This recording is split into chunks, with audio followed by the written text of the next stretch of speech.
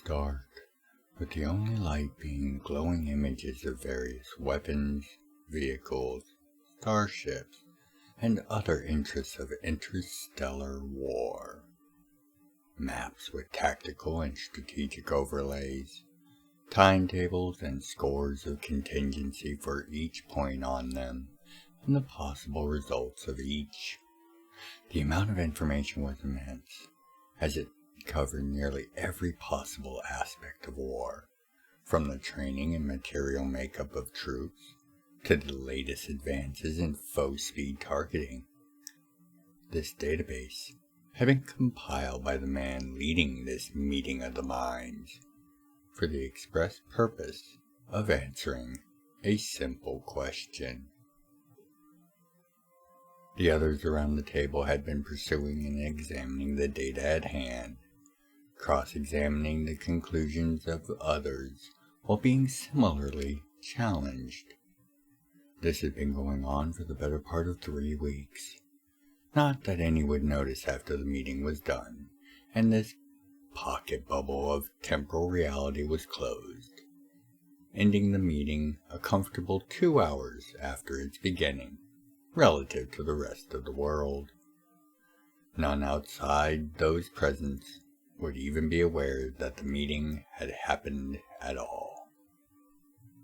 The clear conclusion so far after 3 weeks was one that did not sit well with any in attendance, least of which being the man that had arranged for this all. He raised his hand, and the room went quiet. You are the greatest and most experienced minds in the matters of combat, war, and its logical and illogical prosecution. You have had at hand the most complete record in the realms of the arms, men, and equipment known to be available, ever compiled. And after 3 weeks of discussions and deliberations, you are nowhere closer to a consensus than when we started. The man continues. War is again coming to the realms, but none here can even predict with any confidence what it might look like. None amongst you have seen their theories survive counter unscathed or unbroken. War is a crucible that is the essence of chaos, and even knowing the framework of the conflicts to come, there is too much unknown and untested for any of us to say how and in what manner the coming conflicts will be fought. There's just too much that has not seen true conflict on the levels we are talking about. The Scriptorum War was a panic and confused mess of engagements that saw both sides move with nothing approaching a clear strategy. No major deployment of space assets further complicates these matters. The voice replied from the far side of the table. Beyond the lack of theater-scale combat data for our spaceships, the various proliferations of other forms of super combat vehicles, walkers, as well as the air ascents that are now common, none of these have been used together in any sort of large-scale combat, and only barely in smaller fights. We can guess all age about this, Verisar, but the harsh truth is we're going into this one blind. The room was unnaturally silent, as Verisar Skychild considered the other man's words carefully. Old friend, we are not so blind as to not be able to figure out the edges of this picture, even the highlights and contrast. I refuse to accept this. For one, we know the Empire will be the aggressor. We know that their troops, like our, favor a series of squad and unit formations. And, while they no longer have the issue, we know that until they reconnected with Homeworld, they had a massively harder time in the use and collection of Christ for most purposes. Thus, they have far more advanced ballistic weaponry than we do in general, including automatic weapons, artillery, and other such niceties. These are all free of any dependency on Christ or its acquisition. This and 1,000 other facts do not present to any of you any insight as to how we can best prepare for this. Again, silence reigned, until a third voice was raised. Well, if after 3 weeks we can't reach an accord on the basics of how the Empire will conduct whatever wars they no doubt do intend, the same must be said for them. There is as much, if not more, untested magic, material, and men that will see action in this coming war on our side as theirs. They cannot be any clearer on our manner of war as we are of theirs. The problem with that line of reasoning is simple, Verisar replied. Our foe knows what their aims and objectives are, and will have formed their plans accordingly.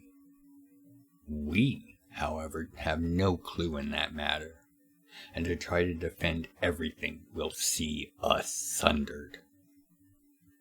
Beyond the taking of Jam'mMar herself, which is beyond the reach of even the Empire, unless they wish to take the matter up with Her Majesty personally, that is.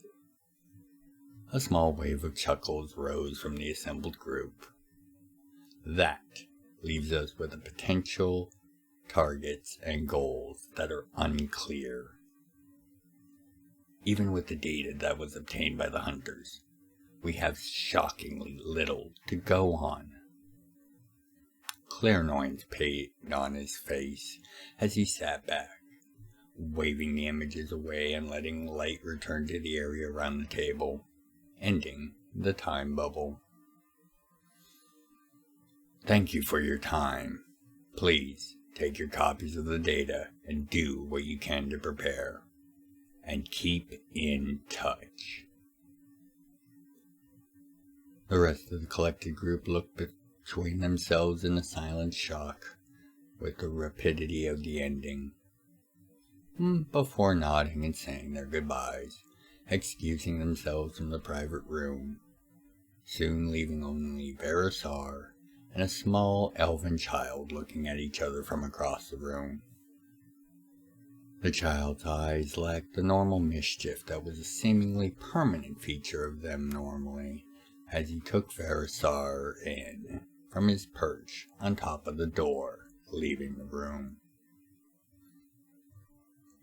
Not sure I've ever seen you like this. The voice was strange coming from such a young face, but it made clear there were no jokes or pranks at play. You've dealt with the unknown countless times. What makes this time so different? This time I know we're missing something, and something big. The hands are in play. Gods have been more or less left out of the loop entirely. Her Majesty is less than amused. Verisar was angry. And we all but know who is behind this, who's pulling the strings of the Empire. And we can't do a damn thing about it because we lack the intel to properly act. And because of that, billions are going to die. The elven boy nodded his head, taking Verisar's words in before replying. You've always been soft when it comes to these things. War is not a thing, dragon. Verisar flipped the table, throwing it at the elf child form the dragon Trades had taken, who merely caught it and held it mid-air with seemingly no effort. For a moment, the elven purple eyes of his form took on an entirely more draconic shape, before returning with their mischief again, bringing a bright light to them. Verisar, never lose that. Never lose what makes you who we all look to. But for now, discussion over. Time to get going. We have work to do, don't we? With that, the table returned to where it belonged, and both the men left, fading silently into the air.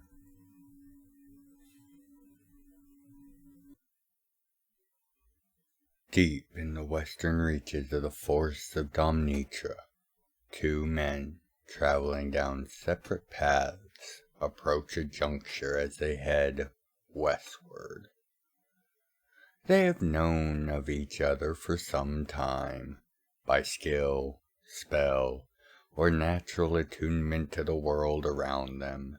It mattered not, and each had subtly, perhaps even subconsciously, matched their pace to that of the other. When each entered the small, semi-clear area that served as a juncture and place of rest for travelers, they easily found the other and took the measure of each other. The taller man was wearing a fully articulated suit of winged armor, standing well over 7.5 feet tall. The armor he wore was sleek, yet seemed to thrum with a barely contained might or force. The face of his helm was a work of mastercraft, as it was articulated and allowed the warrior within to express himself in that most mortal and normal of ways. And it did so as it looked at the other man staring at him, and the fact that at first he didn't see him. Not that the other man had been in any way stealthy, but merely due to how short he was.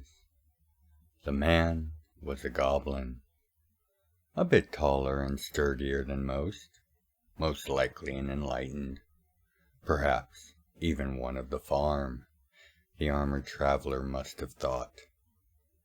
He wore simple yet rugged traveling clothes, with a hood and cloak, and carried an odd staff, perhaps a spear of some sort, with its 9 twisting tines extending from its top. The armored traveler took a moment to think, as something about this was not right, and a moment later the issue was clear to him. He had all but set the pace of approach to this juncture, and his stride was longer than the goblin was tall, and yet they had arrived not only in sync with one another, but this man looked no more tired than he did, which was to say, not at all. This man was far more than just a goblin. Before either could speak, the sound of a fire coming to life, and the closely following smell of freshly brewing cow and of roasting meat took their attention away from each other and to the man sitting across from the fire as it sat warming a grill with meats and a percolator of fresh cow. The man, an elf from the ears, seemed focused on the food that he was preparing, and it was an of amount that made clear his desire for these travelers' company.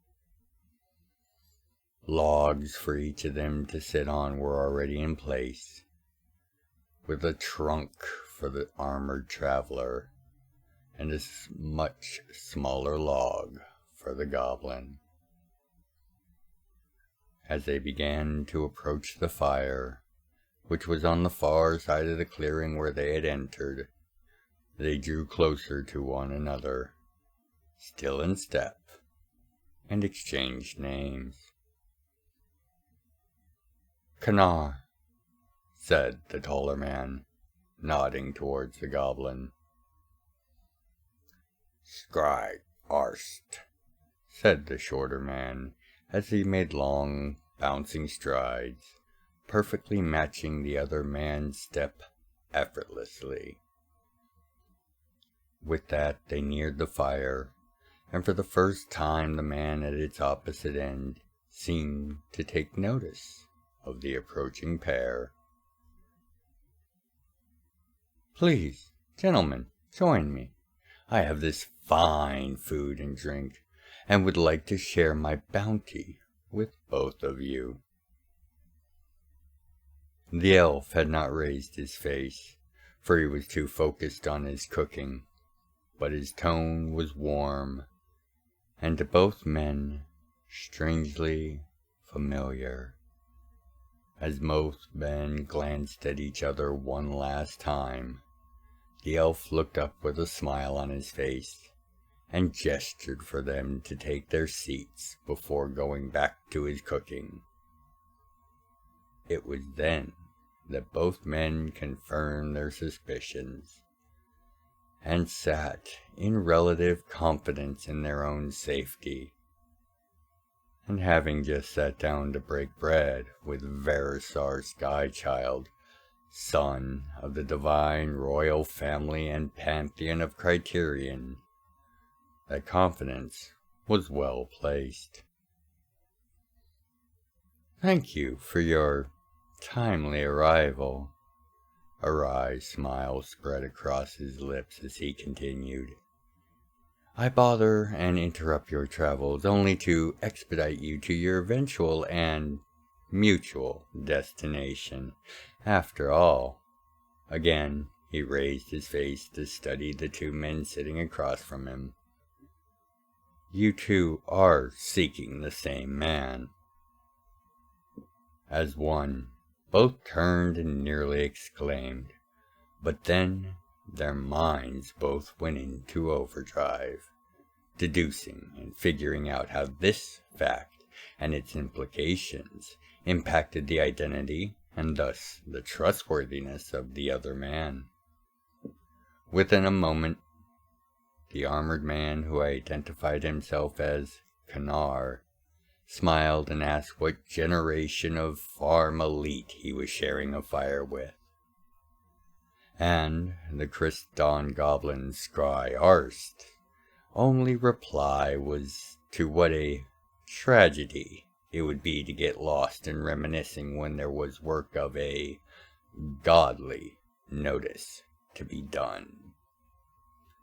Both as one turned back to the god in question, whose smile was both honest and mirthful.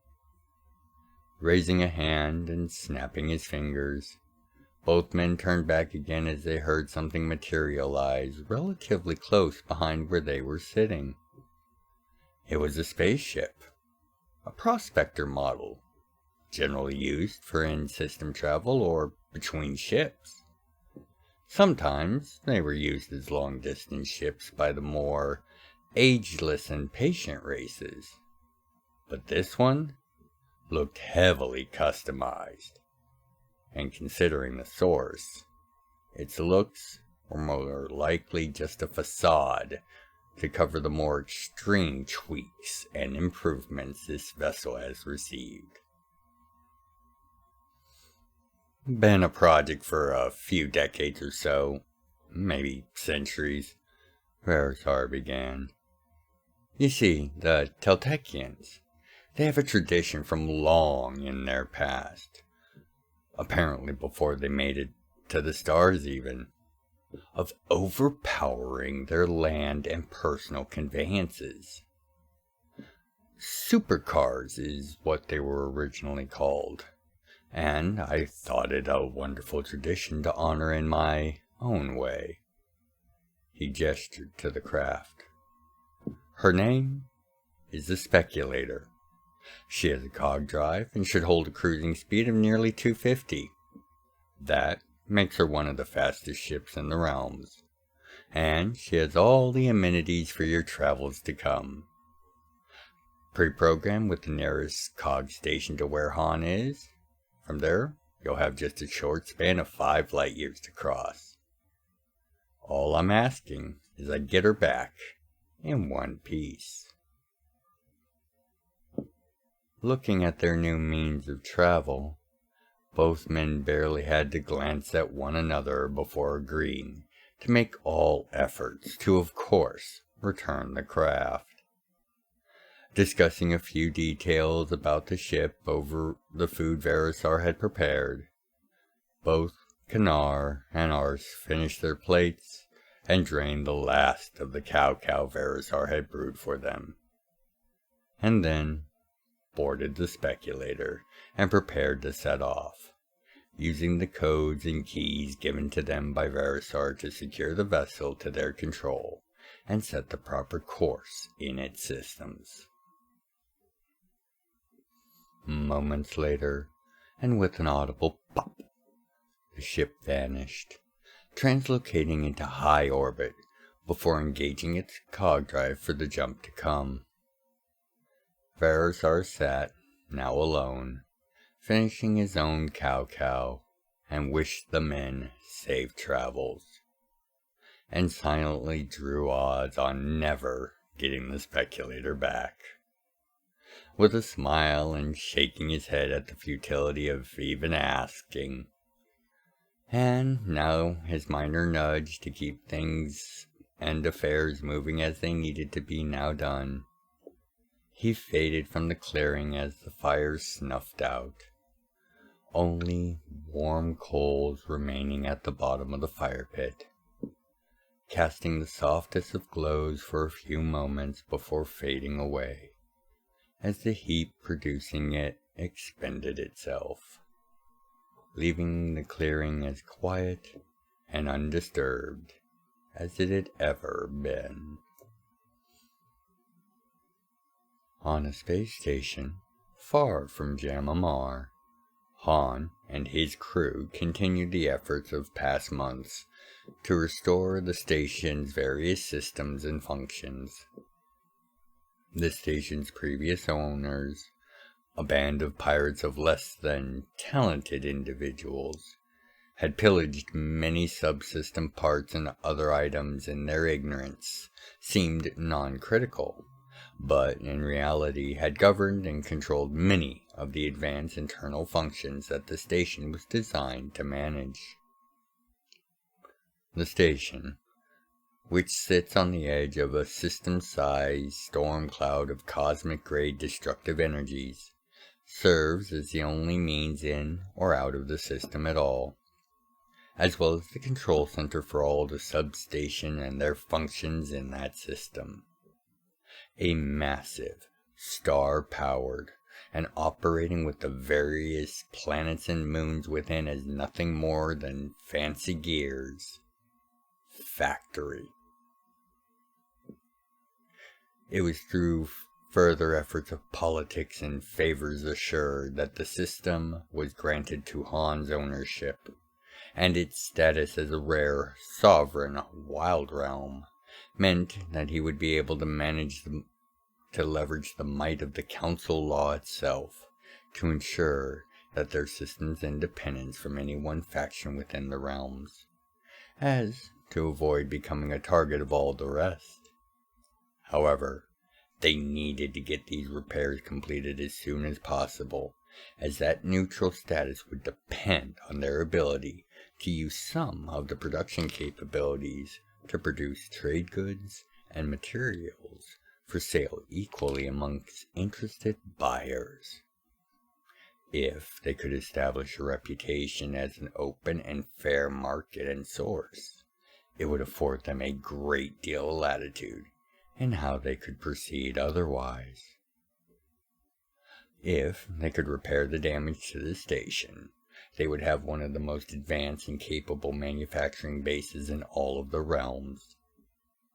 While the pirates had only focused on the high amounts of the nearly invaluable star metal that they could sell off to the ancient empire, this system could do so much more. To take that star metal and craft entire fleets if properly configured. It was capable of every scale of production and manufacture, from personal pocket watches for halflings to interstellar craft and colony support equipment.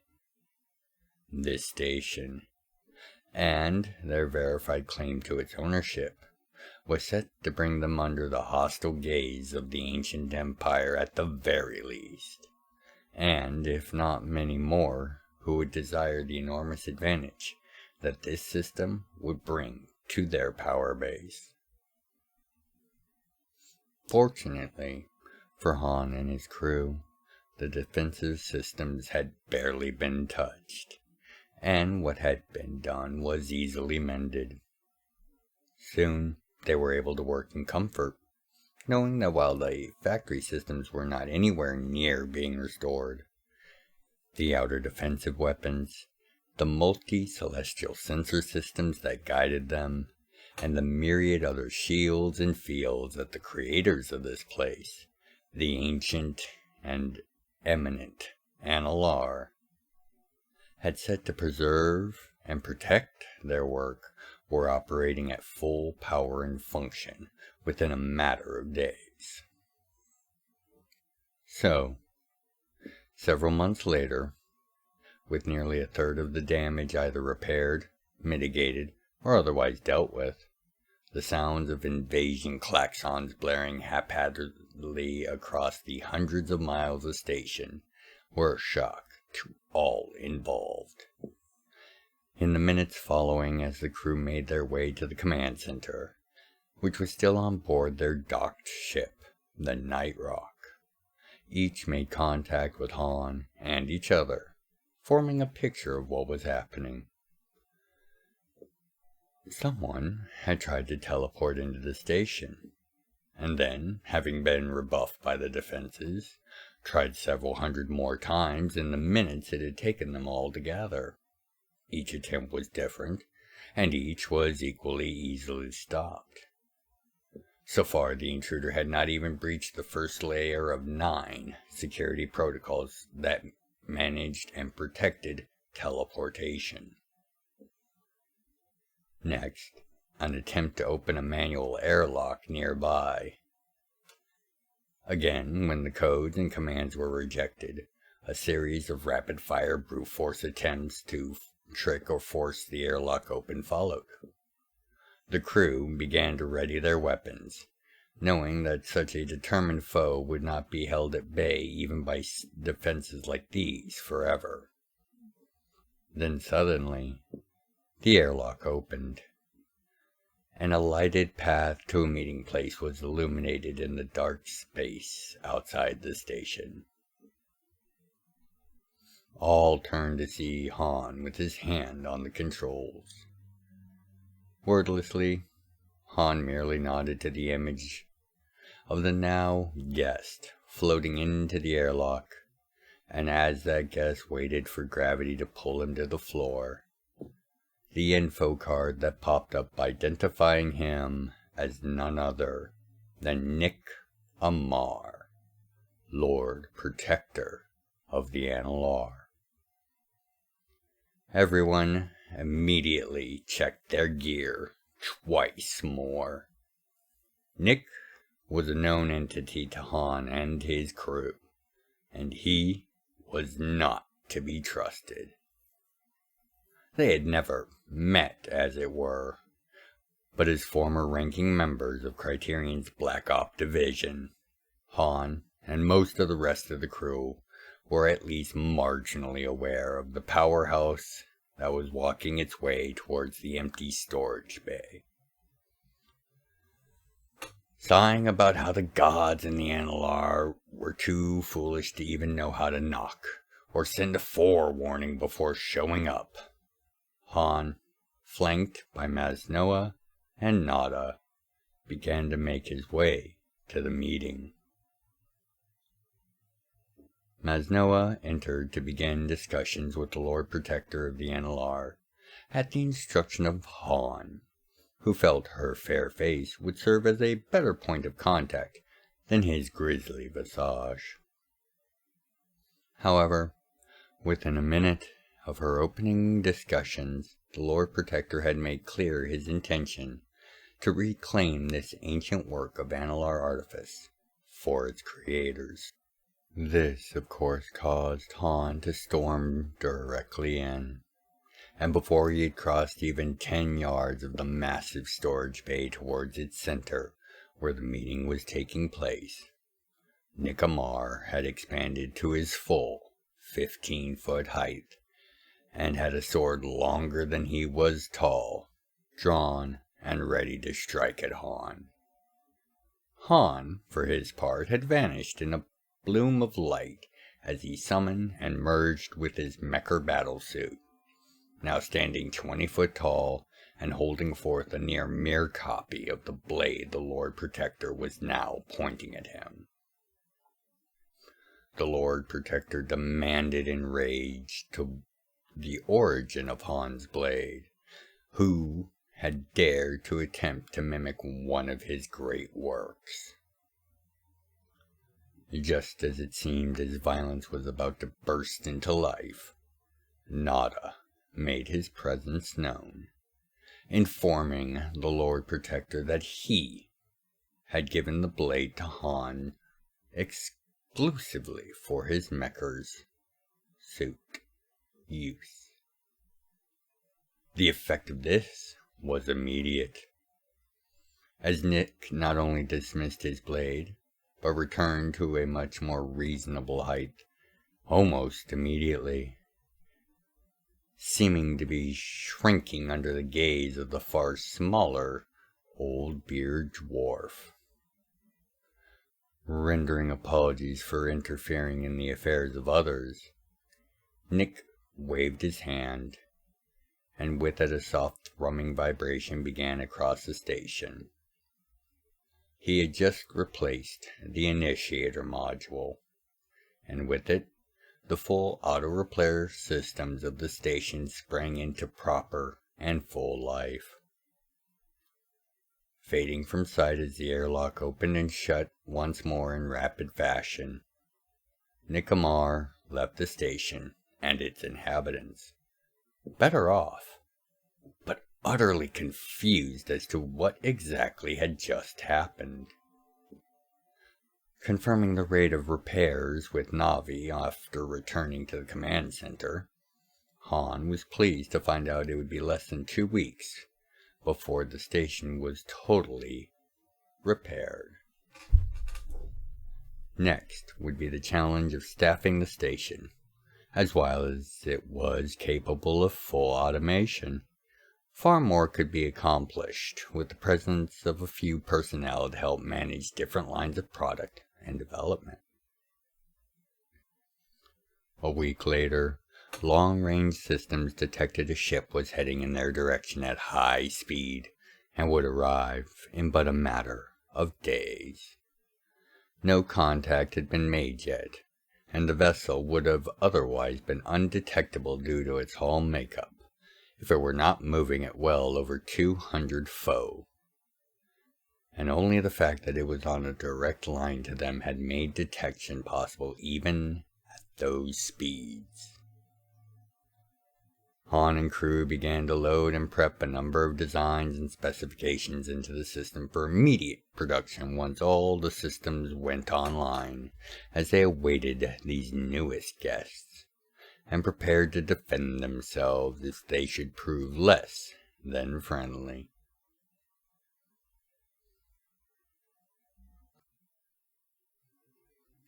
On an undiscovered planet, in a system that is still, as of yet, out of sync with the greater realms. On the slopes and in the peaks of a high volcanic mountain range, there a great storm of ash and snow, wind and hail raged across its surface, driven by the various vents and open calderas, with their heat crashing into the frozen skies and clouds above at these great altitudes.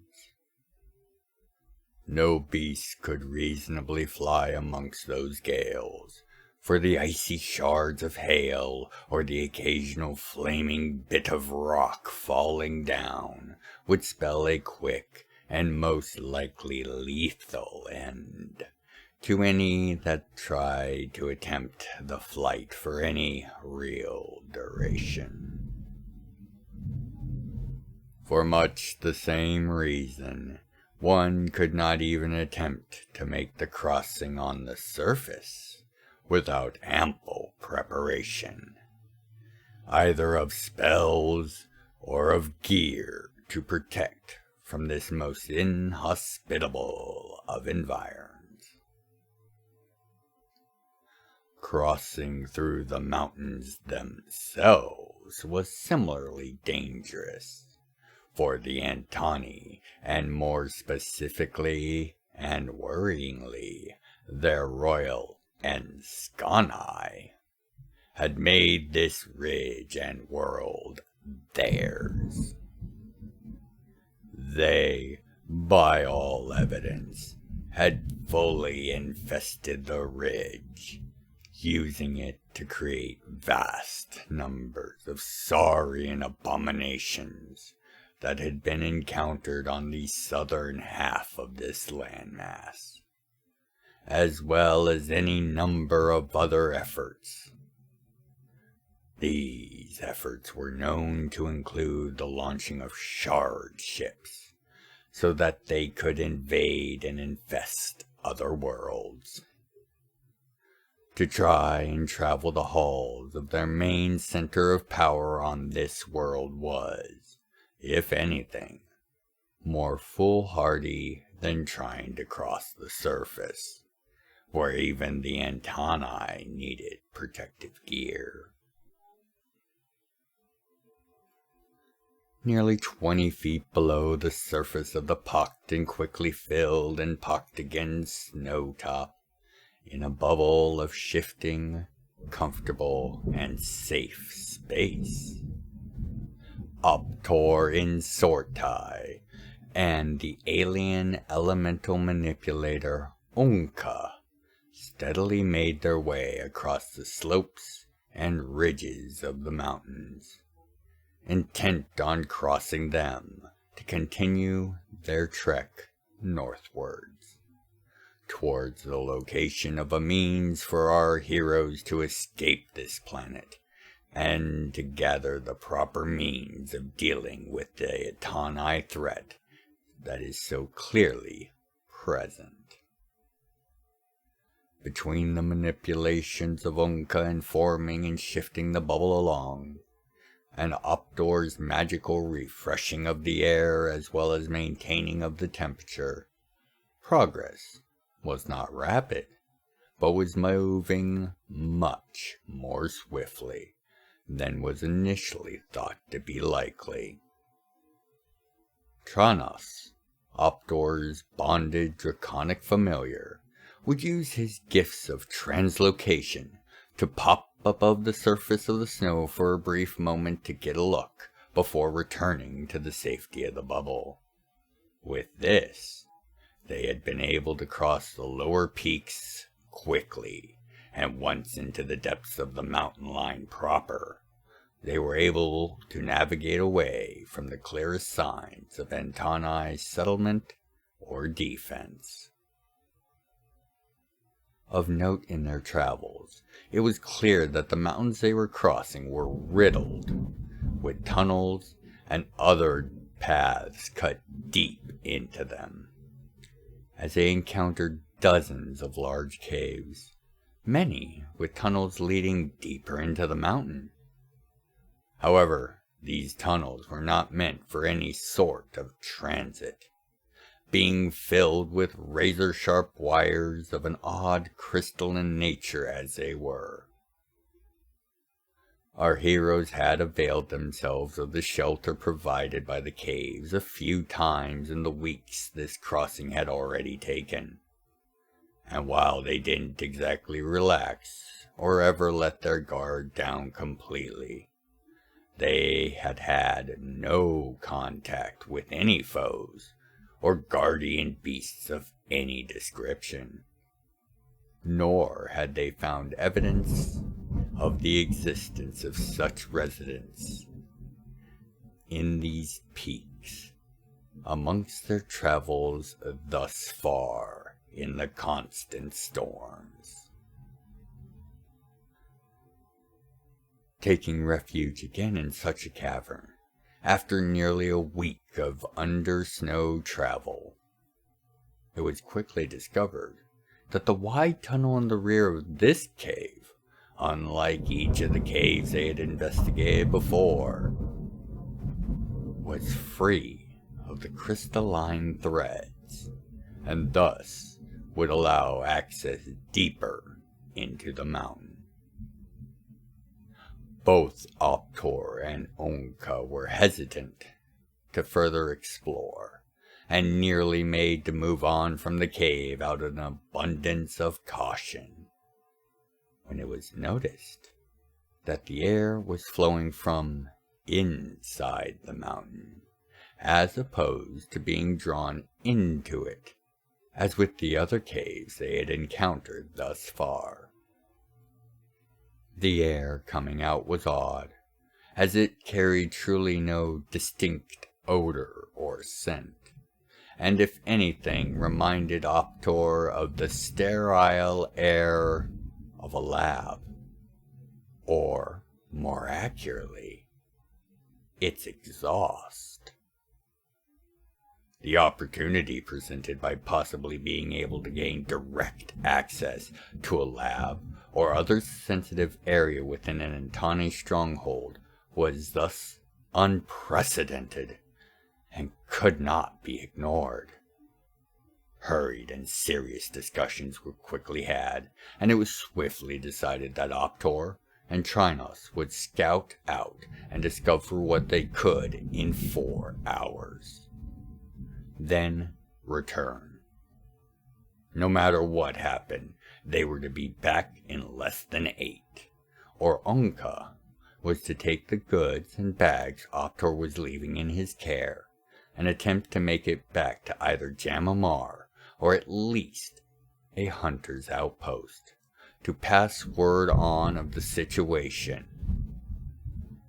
Plans and contingencies settled, Optor and Trinos set off into the tunnel, while Onka ensured that none would discover their presence from his direction. When the 5th hour had barely begun to pass, Onka heard rapid, steady, and heavy footfalls resounding from the tunnel and getting closer. Less than 10 minutes later, Trinos and Optor appeared, and the mass being pushed forward by Optor's preternatural strength and made to float by an attached slip of parchment and the spells it contained of his devising, was some sort of large industrial or biochemical apparatus. Perhaps a growing tube for these saurian beasts, Onka thought at first, before reconsidering. Even without any of his 3 missing eyes, the 4-armed alien could sense a life far more complex than the saurian monsters that were so common in the southern forests and jungles, and was nearly grown within this mass of tubes and hoses. Almost as soon as they had settled the machinery and its built-on components to the cave's floor, Optor began furiously working on the various consoles and screens of the greater device, moving in a swift and precise manner that belied his great size. He made adjustments and counter-adjustments, a sense of urgency seeming to slowly build and escalate, as his efforts seemed to continue to fail to produce the outcome he was so intently working towards. As Anka could only watch, his sightless senses were unfit to reading screens or dialing knobs. He tried to extend his other senses to observe the effects of the Praetor's efforts, only to be shocked by being blocked from sensing all but the most surface level of what was going on within the tube. This displayed a level of isolation and securement technology that was rare, perhaps even a first in Onka's long-lived experience. Perhaps an hour or so later, frustrated and perhaps desperate, Optor pulled a syringe from his bag and used it to draw out a small amount of something from within his chest, and quickly injected it into an appropriate port on the device. Within 5 more minutes, the building's sense of urgency faded, and Optor stepped away from the machinery, seemingly exhausted for the first time Onka could remember since having saved him from the brink of death months earlier. As he settled down along the opposite cave wall, still keeping the machinery in his sight, Optor explained to Onka that the being in the tube and machinery had been in danger of a most horrific death, only kept alive in a state of near biophysical dissolution by acts and means that Optor would not discuss openly until they were safely off this planet. Optor and Trinos were able to rescue the being, as the equipment was designed to be self-contained, and thus movable, with the proper magical assistance. Optor's efforts appear to have stabilized the subject, as well as optimized the treatment process. He was not entirely sure, but Optor was of the mind that this was a new life form, something the realms had never seen thus far. It was not an Antane per se. Many of the skeletal and other biomarkers were missing, and while a few common points could be detected, many of those points were also present in several other races of the realms, with only a few notable exceptions. The subject would be nearly as large as Optor himself, but seemed to be of a leaner build. According to the system itself, the process would be complete within a few hours. Now that the subject was stabilized, it could complete smoothly. And any other further questions would have to wait until then, due to Optor needing rest. Before retreating into the meditative state that served as sleep for his kind, Optor pulled out a spare set of older oilcloth robes from his bags and set them beside the softly humming and bubbling equipment. Onka, curious as to what the long-reaching effects of what the young Praetor had just done might be, merely sat at the cave's mouth and kept watch for the 4 hours Optor would need to fully refresh and rest himself. watching as Trino settled himself at Optor's side, and soon after how he was snoring softly and contentedly. Unka took the little creature's relaxation in the face of this strange being nearing its birth as a good sign, for he had always felt such creatures were often better judges of character and situations than many of the wise he had known over the years. When Optor's thoughts returned to focus on the world around him, he immediately sensed that the subject had indeed been born, and was now clothed in the very oilcloth he had left, and more tellingly, it had been fitted to the subject's very feminine form. So, she had the ability to shift and manipulate something as complex as oilcloth, and the skill to do it quite well from what his senses were revealing to him. Before he lifted his head and opened his eyes, he knew she was crouched roughly 10 feet away, low to the ground on all fours, and she had her gaze locked to his own when they opened. The green gold light that shone softly from her eyes, shifting as she scanned his motions as he woke up and shifted about.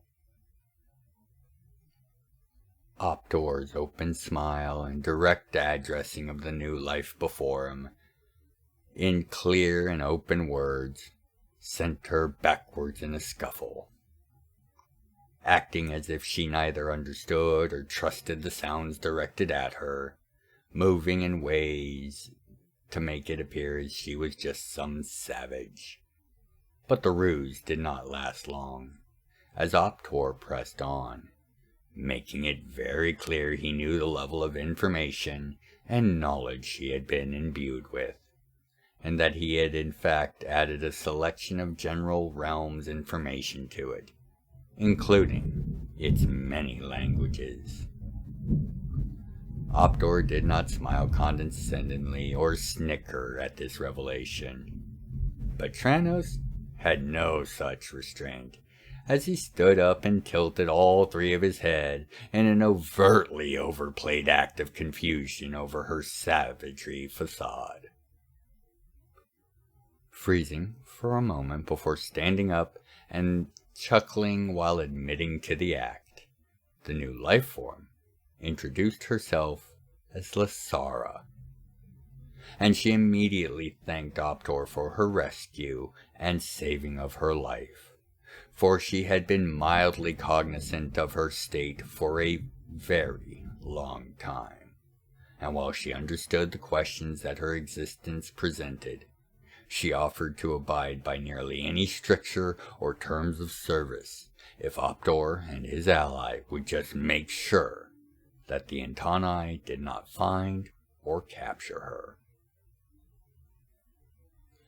Optor noted the vast bulk of the machinery was now missing, and saw that Lasara's cloak was hanging over what appeared to be a full set of very advanced gear, and included at least an exoskeleton, a power pack, and what looked like a fair number of sensors and other tools. She was also able to rapidly repurpose those materials into a new usable form in only an hour or so, an even more impressive feat. And when Onka revealed himself from his observation spot on the ceiling, her reaction to the fact that he was not, in fact, sitting guard at the cave's mouth was both rapid, and displayed that she had also prepared a means of defense for herself.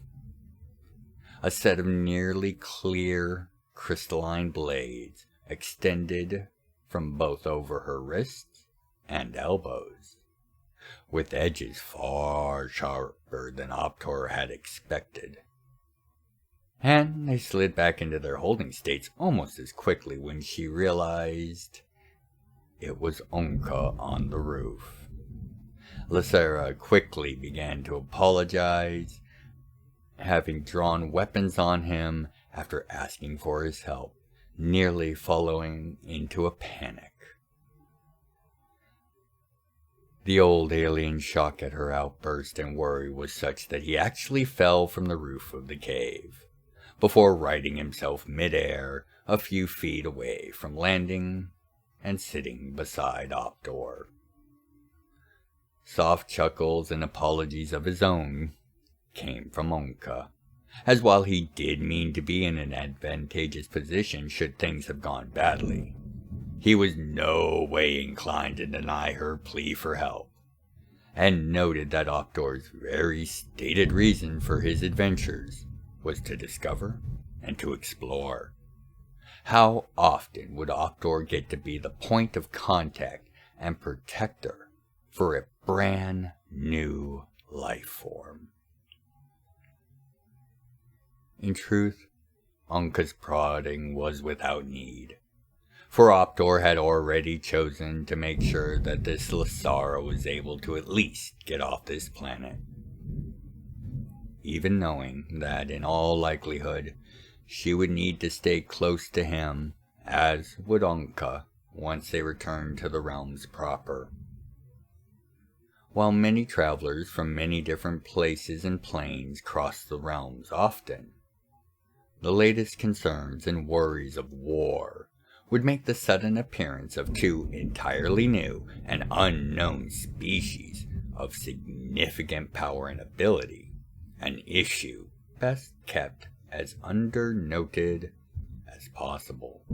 If there were any issues, only the weight and authority of Optor's hunter's license would be likely to keep them from being overly harassed or otherwise inconvenienced. And failing that, his status as a praetor of the Pathbreaker Corps. While it was a stretch, it was a clear fact that the Pathbreaker Corps was trained in matters of first contact and how to manage and deal with unknown aliens. And for many, this would likely serve as more than enough to keep his new allies safe, especially when paired with his status as a licensed hunter. The fact that Onka stood well over 6 foot tall and was the shortest of this trio would probably be just a potent deterrent for the majority of problems anyway. But such concerns were for another day, as they first had to secure their escape from this world before any other such matters were even worth proper consideration. Optor, for his part, was quite confident that it would be some time, perhaps as long as a month or two, before his intrusion would be noticed. He stated that the systems that had been in place, with the exception of the self-contained unit Lasara was in, were all analog and non-magical, and most were unpowered in any way. There was no observational equipment, no alarms, no tripwires, just 9 separate layers of isolation and buffer walls, each closed by a door only sealed by a large bulkhead wheel. Based on the data within the growth unit, Optor estimated a physical check as often as perhaps once a decade at most, and the latest had only been a few months ago. So, they should have plenty of time to finish crossing the mountains and get off the planet before the Antennae even notice. However, none of them believed that would be how things would go. No matter if Lasara was able to agree and confirm the patterns of the Antennae. Not wanting to give fate a chance to prove their worries correct, they only spent a few more hours in the cave before setting off once more into the gales and hail and the concealment and safety of their under-snow bubble, now with Lasara's added gear to make the journey that much easier. In the last bit of time they spent in the cave, the rest of the equipment was either repurposed as gear for the travels ahead, or as a series of traps and methods of delay that would be of large enough effect to be noticed across the mountain range, should they be activated. The hope was to have notice of when the Antani discovered the situation and had tracked it to the cave, and thus giving our heroes as much lead time as possible, as well as notice to the discovery.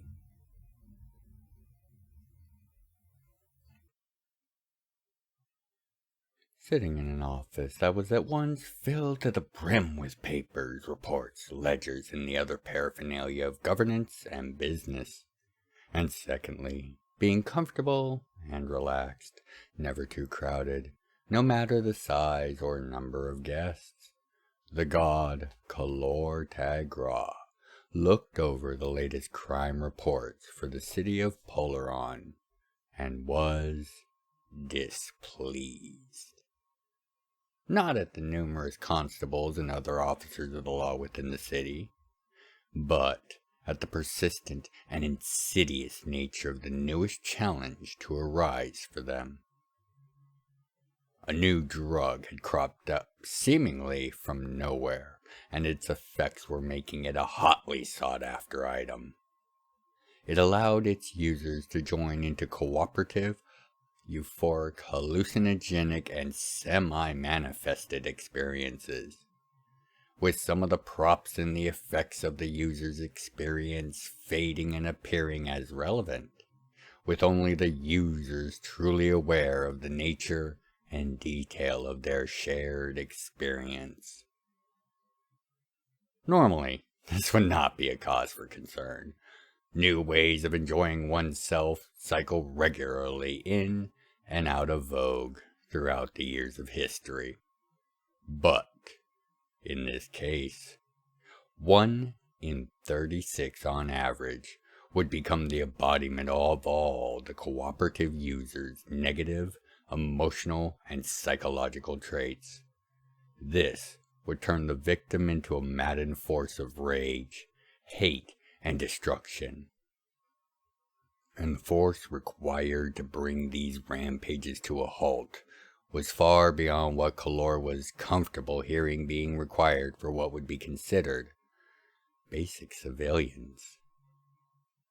The few incidents involving those persons of more potency, such as veterans, adventurers, hunters, or the like, had thankfully been minimum in their destruction. This blessing was only due to the companions of such individuals, likely having protocols in place in case of such events. Mind control, influence, and charms are well-known tricks in the realms. Thus, most groups of seasoned adventurers have seen the wisdom in having such plans in place, and these plans normally led to the capture and not the death of the victim. The main difference is the objects and effects of the experience have been reported to being brought to bear in such cases against the victim, and to great effect. Something was very wrong with this new form of getting high. It was too well distributed to be a bunch of independent producers with the consistency of the seized products. The fact that every time the various alchemists and other scientific lab coats attempted to study or otherwise analyze samples beyond the most cursory and surface level, the samples would undergo seemingly random reactions, and made such efforts unproductive and only heightened worries. Even his own divine senses, applied with any effort, would trigger the response, further bringing worry to the old gnome's brow. Before he could give the matter much more thought, the first of what would end up being several guests arrived. By the end of the next hour, Kalor had played host to no less than half a dozen representatives, and each had a tale that shared commonalities with the reports he was just looking over earlier, while each having different forms, and in some cases, intended uses.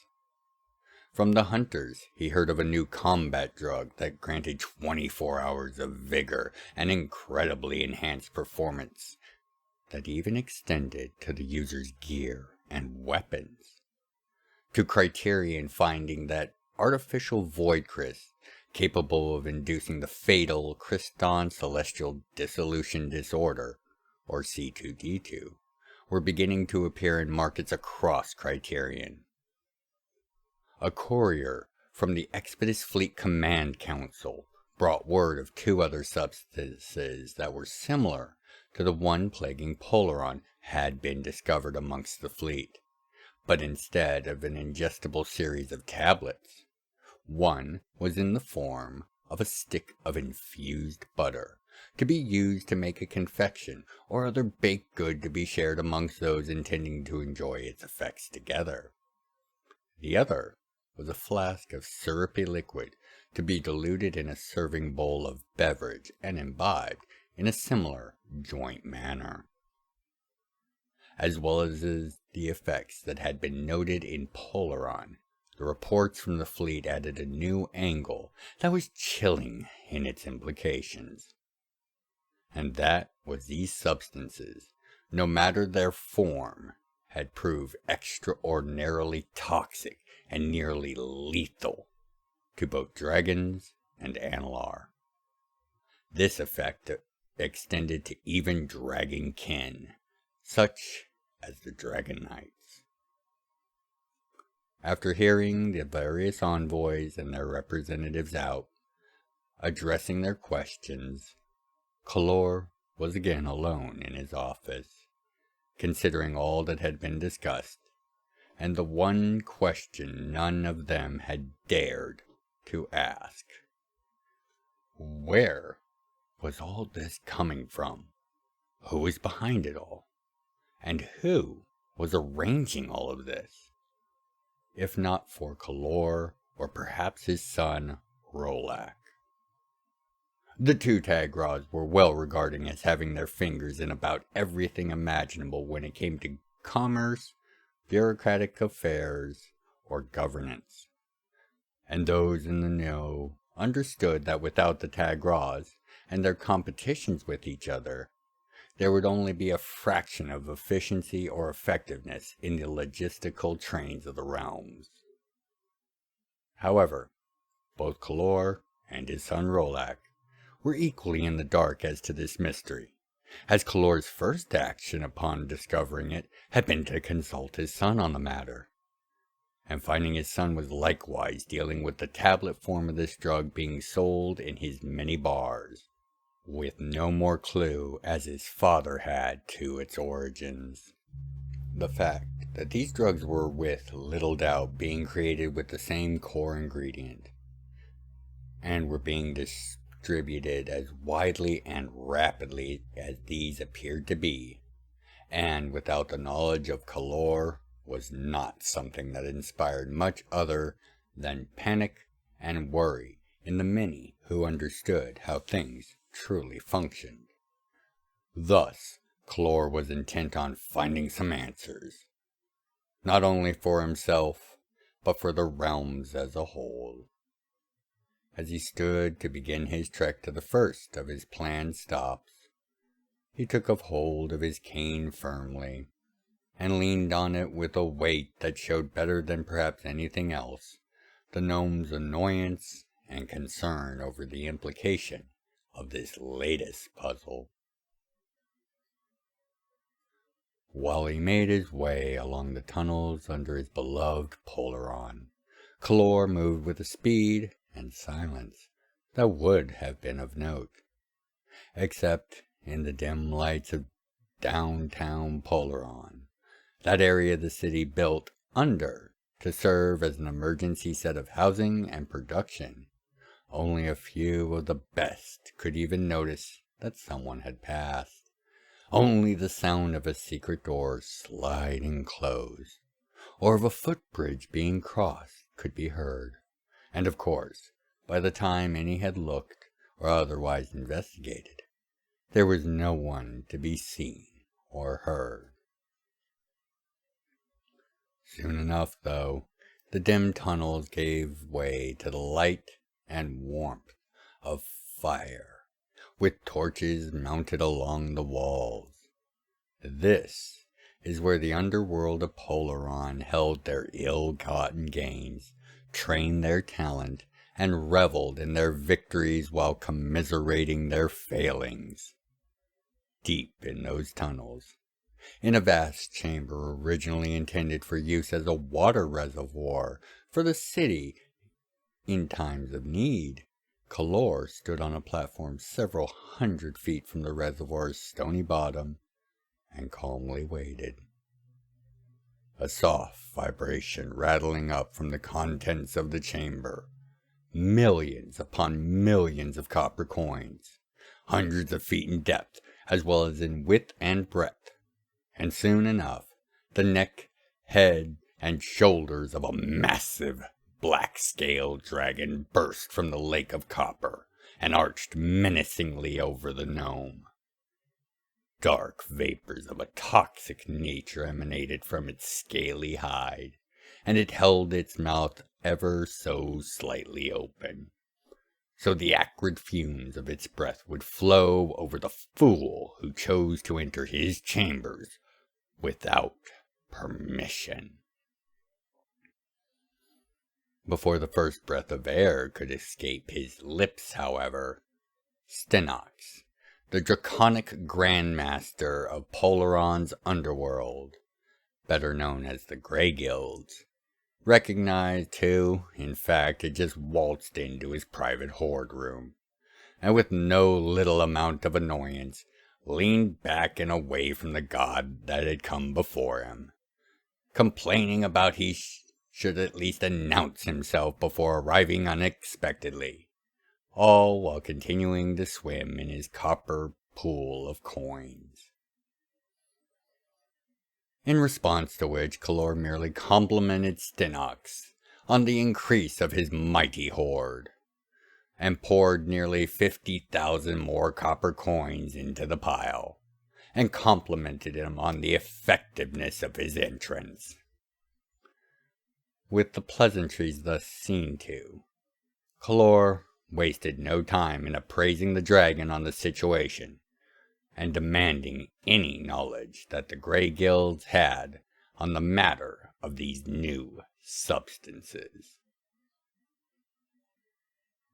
Returning to his office, frustrated and with no new leads, as the Grey Guilds were just as lost as everyone else when it came to this new wave of addictive products.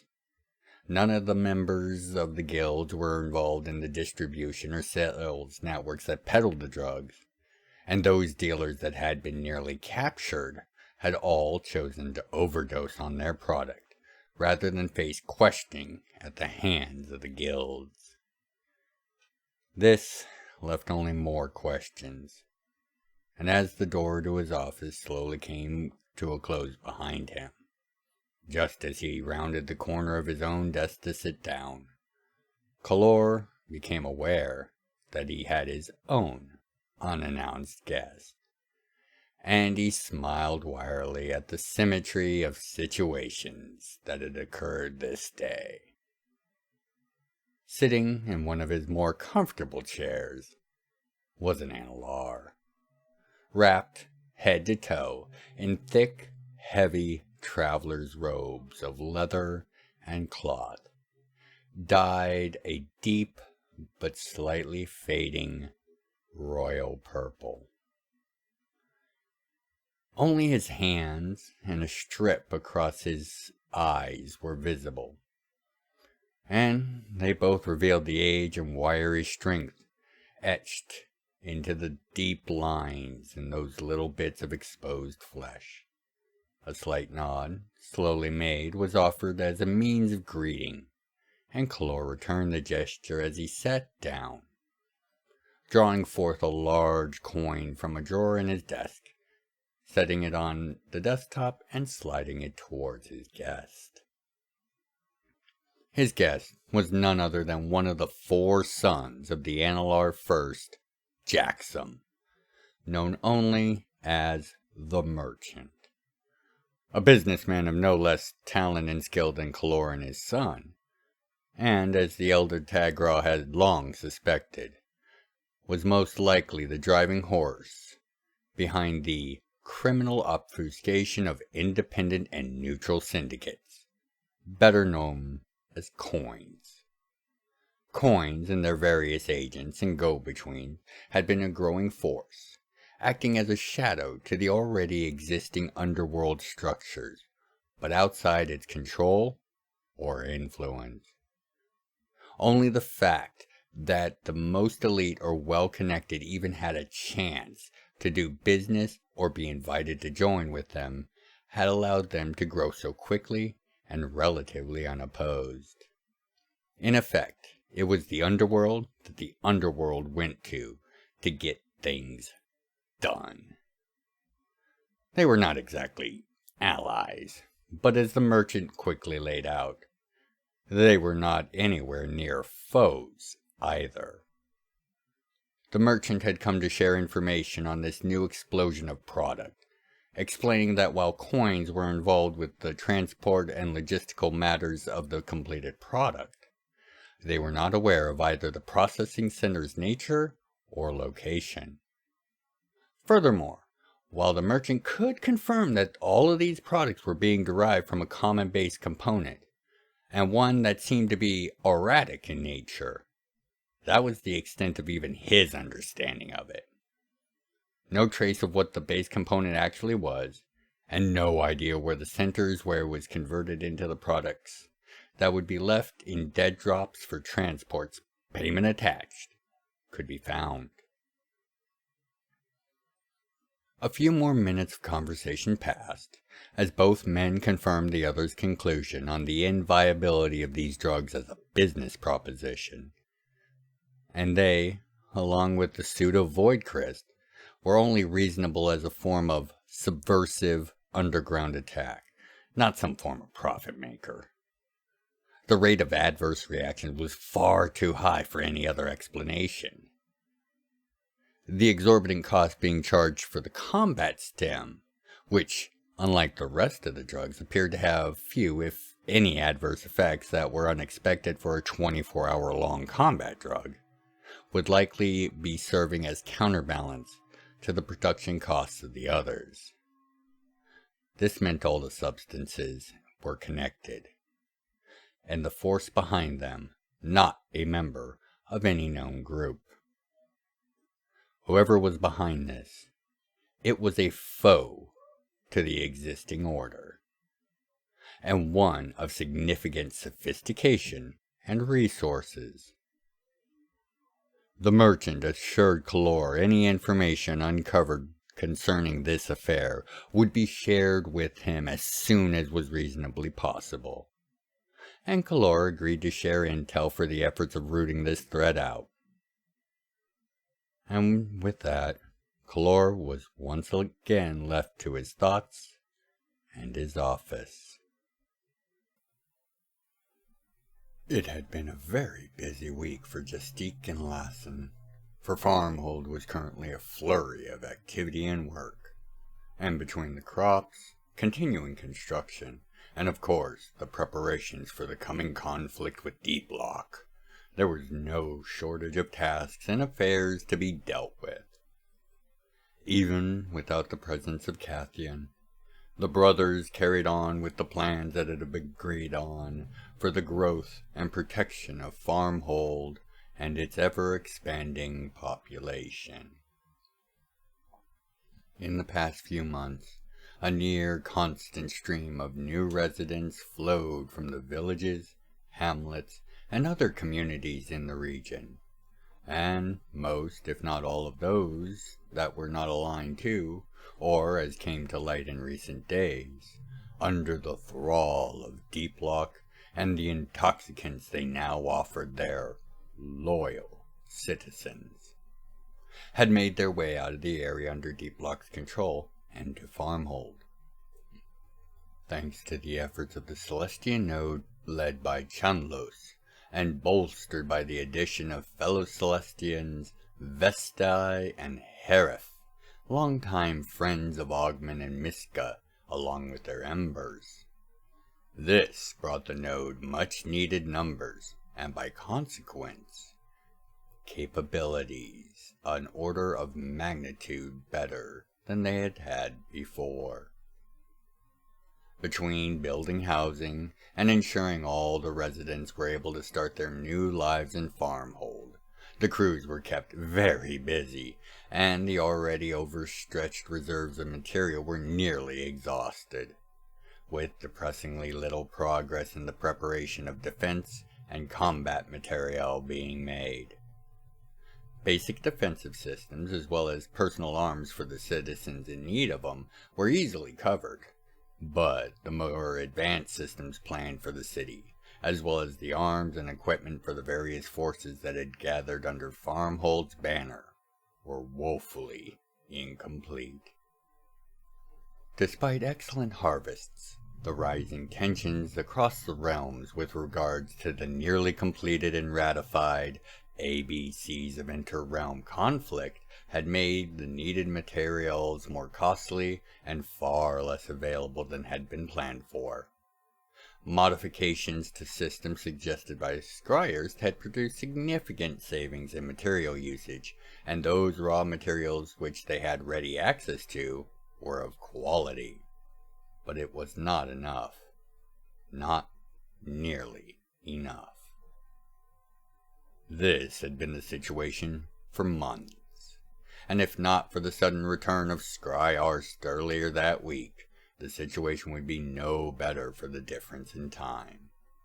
However, Scryarst had returned in the dark of night, flying into the private bays of the Skydock with a sleek and customized prospector model, and had not only brought much-needed materials in the 4 cargo containers that the small ship was dwarfed by, but guests intent on restoring Farmhold's greatest asset, Katheon himself.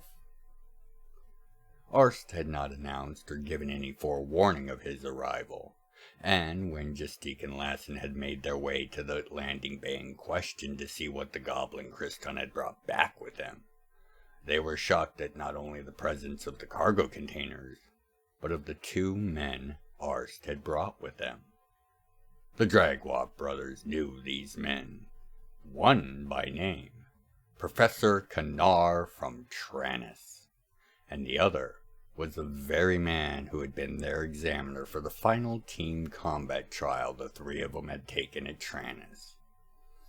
It had taken them nearly half an hour to pass that trial, the simple goal of making the man bleed, and it had been a close thing. As whomever this man was, his combat ability was leagues above that of the 3 of them. The man in question was simply introduced as Hawn, and he made clear the cargo containers were not only for Farmhold, they would serve as the down payment on future foodstuffs and other trade with them. Hawn, it appeared, was a lord himself over some sort of wild realm holdings, and he wished to enter into pacts of mutual defense and trade with Farmhold. He wished Farmhold to serve as the point of distribution for as many production lines he had, while being able to recruit craftsmen and workers, as well as trade for foodstuffs for the rest of his workers from Farmhold. Kanar, who had been quiet for most of the discussion, had spoken up to inquire as to the immediate need of the city and her people, and then quickly excused himself to see if he could lend aid to those that were in need. Over the next few days, materials were put to use and progress reinvigorated. Furthermore, the work of Kanar and the Celestians saw many people homes completed and future workshops and other places of businesses finished as well. The Analar's abilities vastly sped along the work as he went from site to site, speaking blessings and encouragement. This also saw the general morale of Farmhold return to a much more comfortable level, as the slowly dwindling supplies had not gone unnoticed by the people of the city, and the rise in work and the great leaps being made were an obvious boon and relief to them. Then, the night before last, the true goal of Hawn and Kanar's visit was thrust center stage as Flaz, Katheon's Praekon, returned to Farmhold, having escaped months earlier. It was assumed that Falls had gone to search for his master, and with the speed he returned with, it seemed he had found something. Indeed he had, for when he arrived at the house and set a small chest on the porch on which they had gathered, and having opened it, it was found to contain jars of a thick, near gelatinous mass, dark and sickly luminescent. As the jars were being examined, the brothers realized the substance was, and why it had caught foul senses. For when they looked upon it with their erratically enhanced sight, they knew what had been used to create it. The unmistakable lingering energies of Katheon's power could easily be detected, as well as the utter despair and horror he had to be experiencing at the time.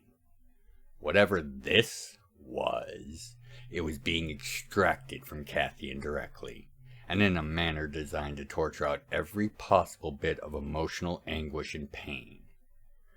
A further review of Flaz's gear, where he had come across the single courier transporting the chest, was revealed, and how he had snatched it from the back of the man's horse before rushing back to Farmhold, a run well over a week away.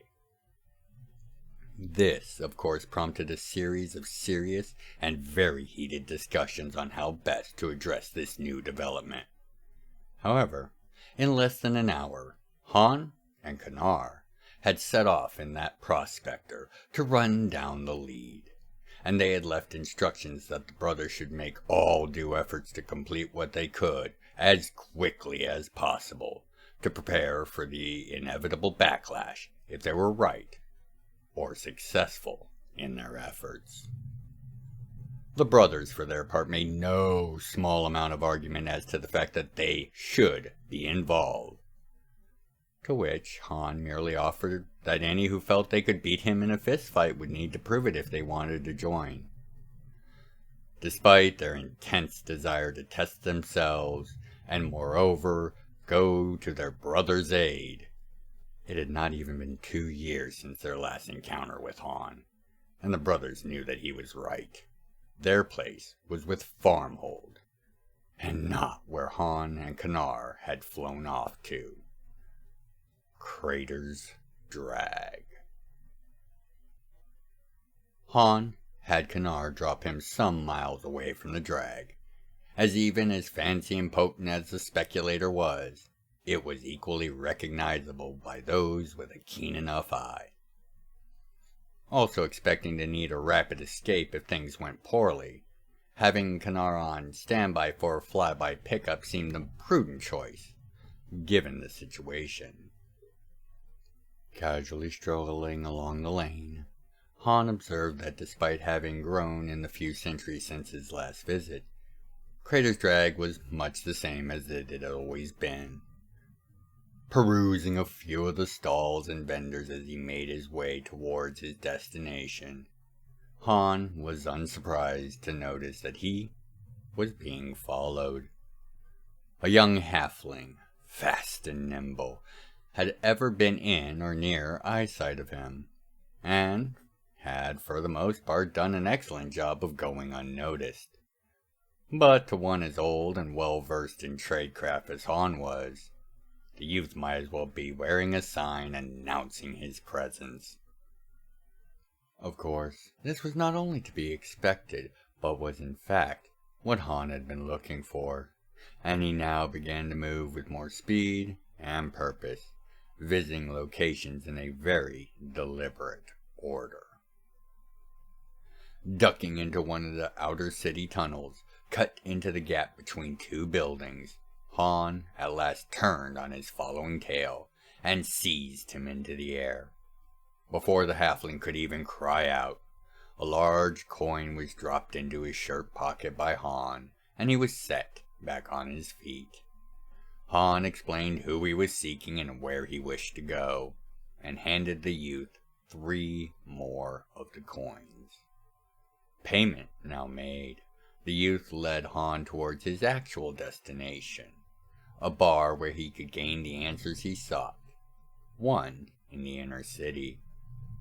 Without his now paid-for guide, any number of reprisals or defensive systems would have made any attempt to cross into the inner city a messy affair, and possibly even a lethal one. 2.5 hours later, and several more coins slid into the palms of go-betweens and contacts later, Hawn was stealthily moving along the deep tunnels that wound their way from the edge of the inner city and into the private sectors. These were areas paid for and used by those that did not want to be disturbed or bothered, often as a point of storage, production, or simply refuge.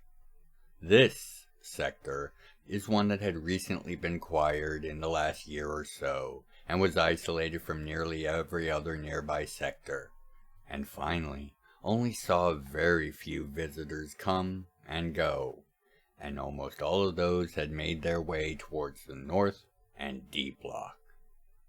It was the best confirmation that would be possible to track down this lead. Moving without sound or disturbance, Hawn stepped out into the chamber that held the rented-out building. It was only 4 floors, and while boasting an impressive front gate and door, the number of unbarred and open windows made entry inside nearly a joking matter. Hawn nearly didn't take the opportunity as it was presented, as it seemed far too easy. However, a sensation of anguish and the accompanying scream that echoed out from the depths of the building overcame any hesitation, and within a few minutes, Hawn was nearing the source of those briefly escaped screams.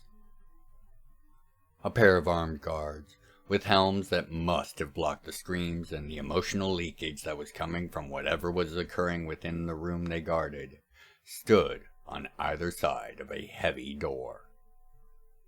Before he could move to clear them from his path and gain access to the room, the heavy door opened, and the head of an elf poked out to address the guards. Unfortunately for Hawn, the face of the elf was that of the very same man that had been leading them on a chase out in the wild realms. And worse, the elf clearly saw Hawn, even through the concealment field he had been using. The elf cried out orders and pointed at Hawn's position while fleeing with great speed down another hall, leaving the door open and the guards quickly bringing their weapons to bear, firing on full auto. Crystalline bolts by the score being launched at Hawn. Hawn, for his part, moved like a ghost or a spirit around and through the oncoming fire, before taking both of his attackers out by shattering their necks and spine with quick, precise blows. Hawn resisted the urge to go after the elf, and as he turned to look inside the room, was aghast from the scene within. A human, male, stood at the foot of the bed, holding a sword in trembling hands.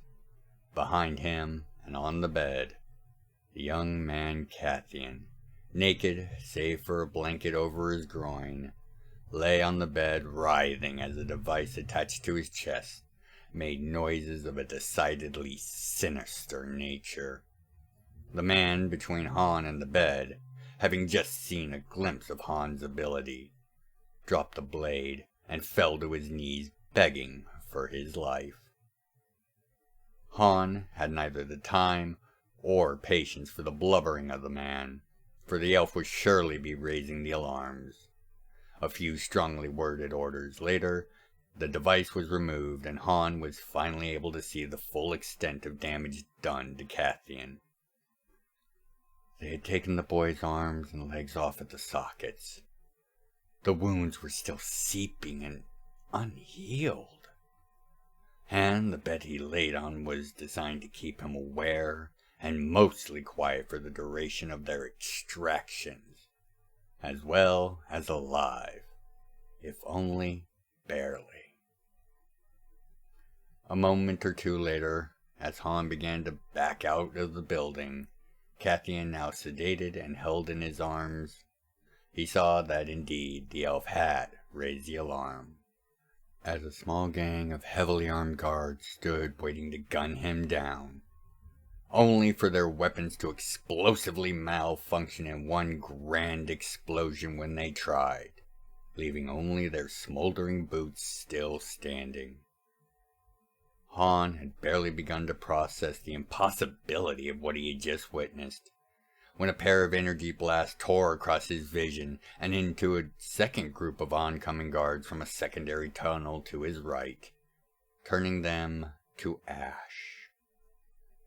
A heartbeat later, the answer as to who had fired and who had set off the first group's weapon were answered together, as from his left a trio of warriors stepped out from behind a pile of containers, and from behind the first group a very tall, elf-like man walked forth.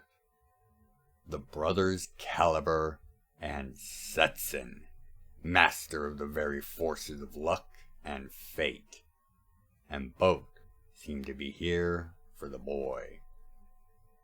Fortunately, their aims were in sync with Hawn's, as the brothers had been contracted to find the boy and return him to Farmhold, and Setson merely remarked that it was fated for him to be here and lend his aid.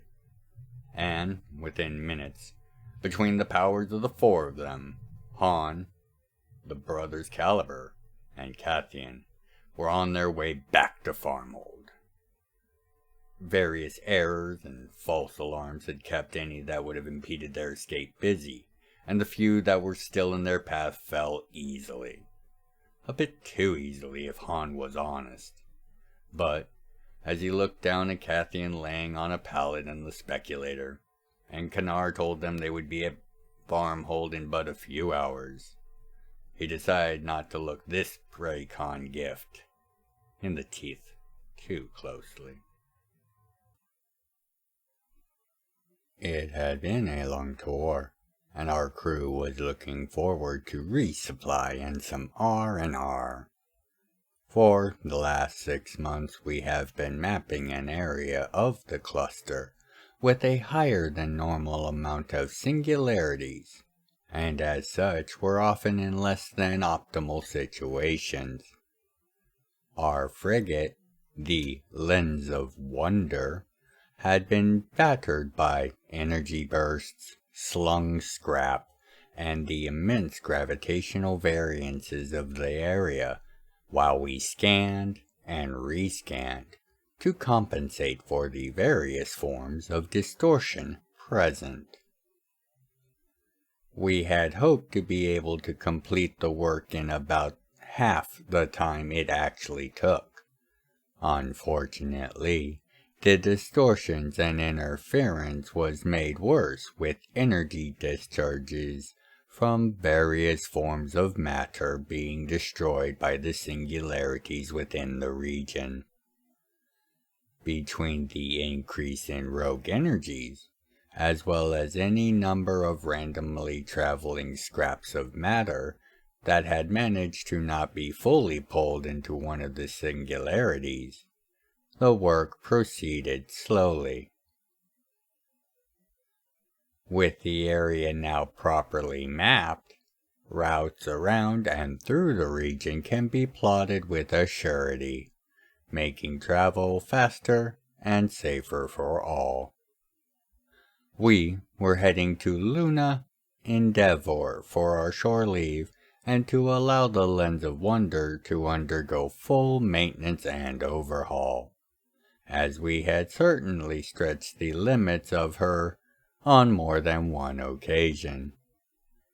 We were still a few days out from the nearest cog gate when we detected this station on long-range scryers, and if not for the unlikely nature of the contact, we would have likely not done more than mark it down for another team to investigate. The station was about the size of a sky city, which was almost to be expected by their uniformity and ubiquity. But it was in a cloud of highly unstable gases and proto-matters, and thus warranted further investigation. Once a quick check of the records and logs to ensure it was not already a known and claimed location or feature. After a few moments and the verification that this was indeed unknown to the realms by any records available, we adjusted our course and began preparing to cross into the cloud to investigate and perhaps salvage the station for further use by the realms. We came out of FTL a few million miles from the outside of the cloud of gases and energies to get a better look and make any final adjustments required for our crossing. Less than a minute until we were beginning to enter the cloud, our tactical officer forwarded a series of readings from the surrounding area since our arrival, and I was able to quickly reaffirm his suspicions and conclusions. Within a few light minutes of the cloud and the station within it, which were in astronomical terms tiny, roughly the size of a yellow sun in total, there were barely registering signs of gravimetric distortions and other oddities that normally might be no more than background strangeness commonly observed. The problem was there were 4 sets of contacts, and they were slowly creeping in on the station in formation. I immediately called for a change of course and repositioning relative to the cloud and station, and as the crew moved with all the swiftness and skill that the pathbreakers are known for, I received a report from the communications team that they had been able to establish a link with the station using ancient analar protocols that we have in our archives. Unfortunately, we were only able to achieve a low level of authentication with the codes and ciphers we had, only being able to perhaps grant passage for a shuttle or other small craft through the cloud, which we were now made very aware was reactively destructive to any unauthorized craft. However, while only having limited access physically, our codes allowed for a massive archival extraction from the station to begin. It would take some time after we got the data, and with the aid of the NLR most likely, to translate it all, but it appeared to be of a scientific and exploratory nature, from surface level analysis while it was transferring into our data banks.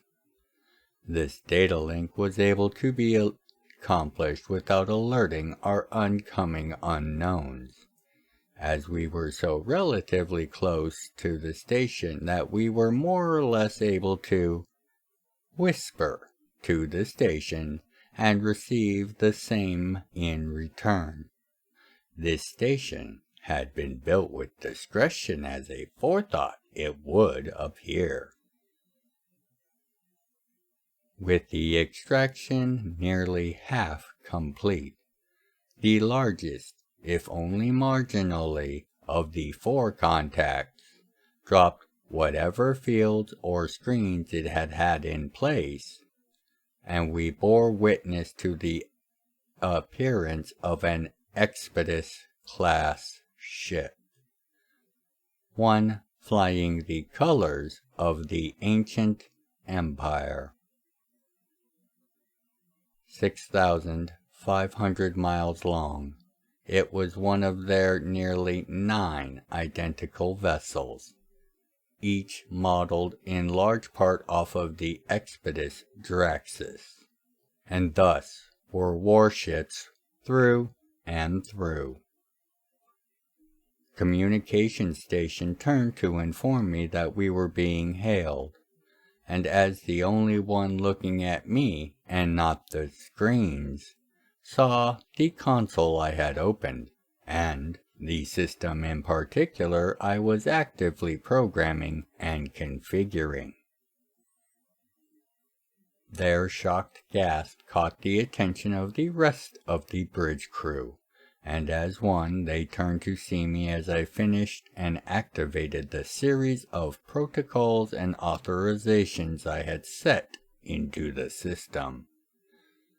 All knew what the console was for, and in moments had evaluated and mostly came to an agreement to my actions. But before any actual discussion could commence, another hail attempt came in. The face of the Orkan commander or captain was one of restrained fury and pure disdain as soon as he was aware that he was speaking with praetors. His orders to vacate the area and to relinquish any attempted claim on the station, which he insisted was property of the Empire, were delivered with the obvious undertone that even if we had complied, the massive guns of his vessel, some of which fired rounds larger than our ship, would have ensured that we could never tell of the encounter. A quick look at comms confirmed that beyond the link with the station, we were unable to establish any sort of comlink or the like with anyone other than the Empire's vessel. I informed the captain that we had already checked the records and that the station was under no claim from the Empire, and was further not on the list of celestial features disclosed to the realms by them. This, along with the fact we could confirm it was abandoned presently, meant we legally were the proper claimants, and that those checks had just been conducted and would be a clear record of any interference on their behalf. It was a weak threat. In our situation, a complete bluff, in fact. It was unlikely that any investigation would be started for weeks at least. Only once we failed to arrive at Luna Endeavor at the earliest. By that point we would be long dead, and the Empire would have nothing more to do than explain our ship had fallen prey to this station's defenses. If even that much. Predictably, the bluff was called, with those facts being spelled out in dramatic detail by the captain, looking and sounding much like the cat that ate the canary, as the Teltechians are fond of saying.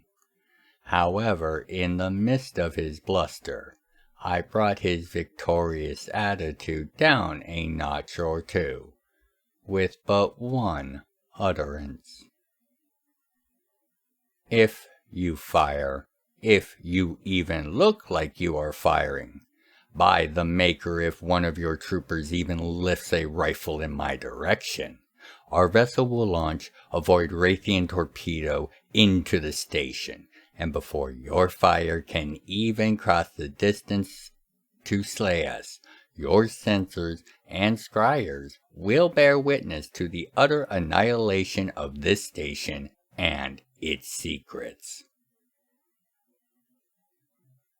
The silence that followed made it clear. My opposite number was fully aware of the shift in this situation. As long moments passed without words, it was obvious that my opposite had the face of one only barely restraining his rage and enmity, most likely made all the more vexed by the absolute calm and placid nature of myself and crew in the face of his overpowering threat and nominal advantage over us. Soon enough, a one-line reply was made, and the link was cut. It simply read, "Stand by, Lens of Wonder, authenticating your supposed claims. Stand by."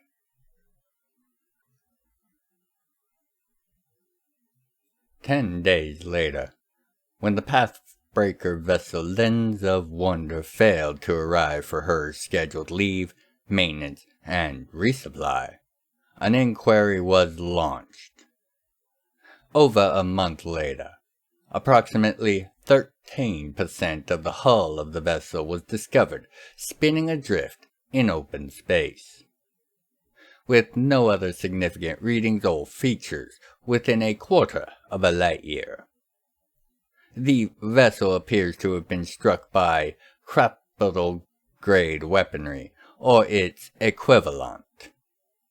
Energy patterns were far too dispersed to be of any use in identification, and there were no signal or emergency buoys found, nor were any escape pods or other craft found or their presence or use detected.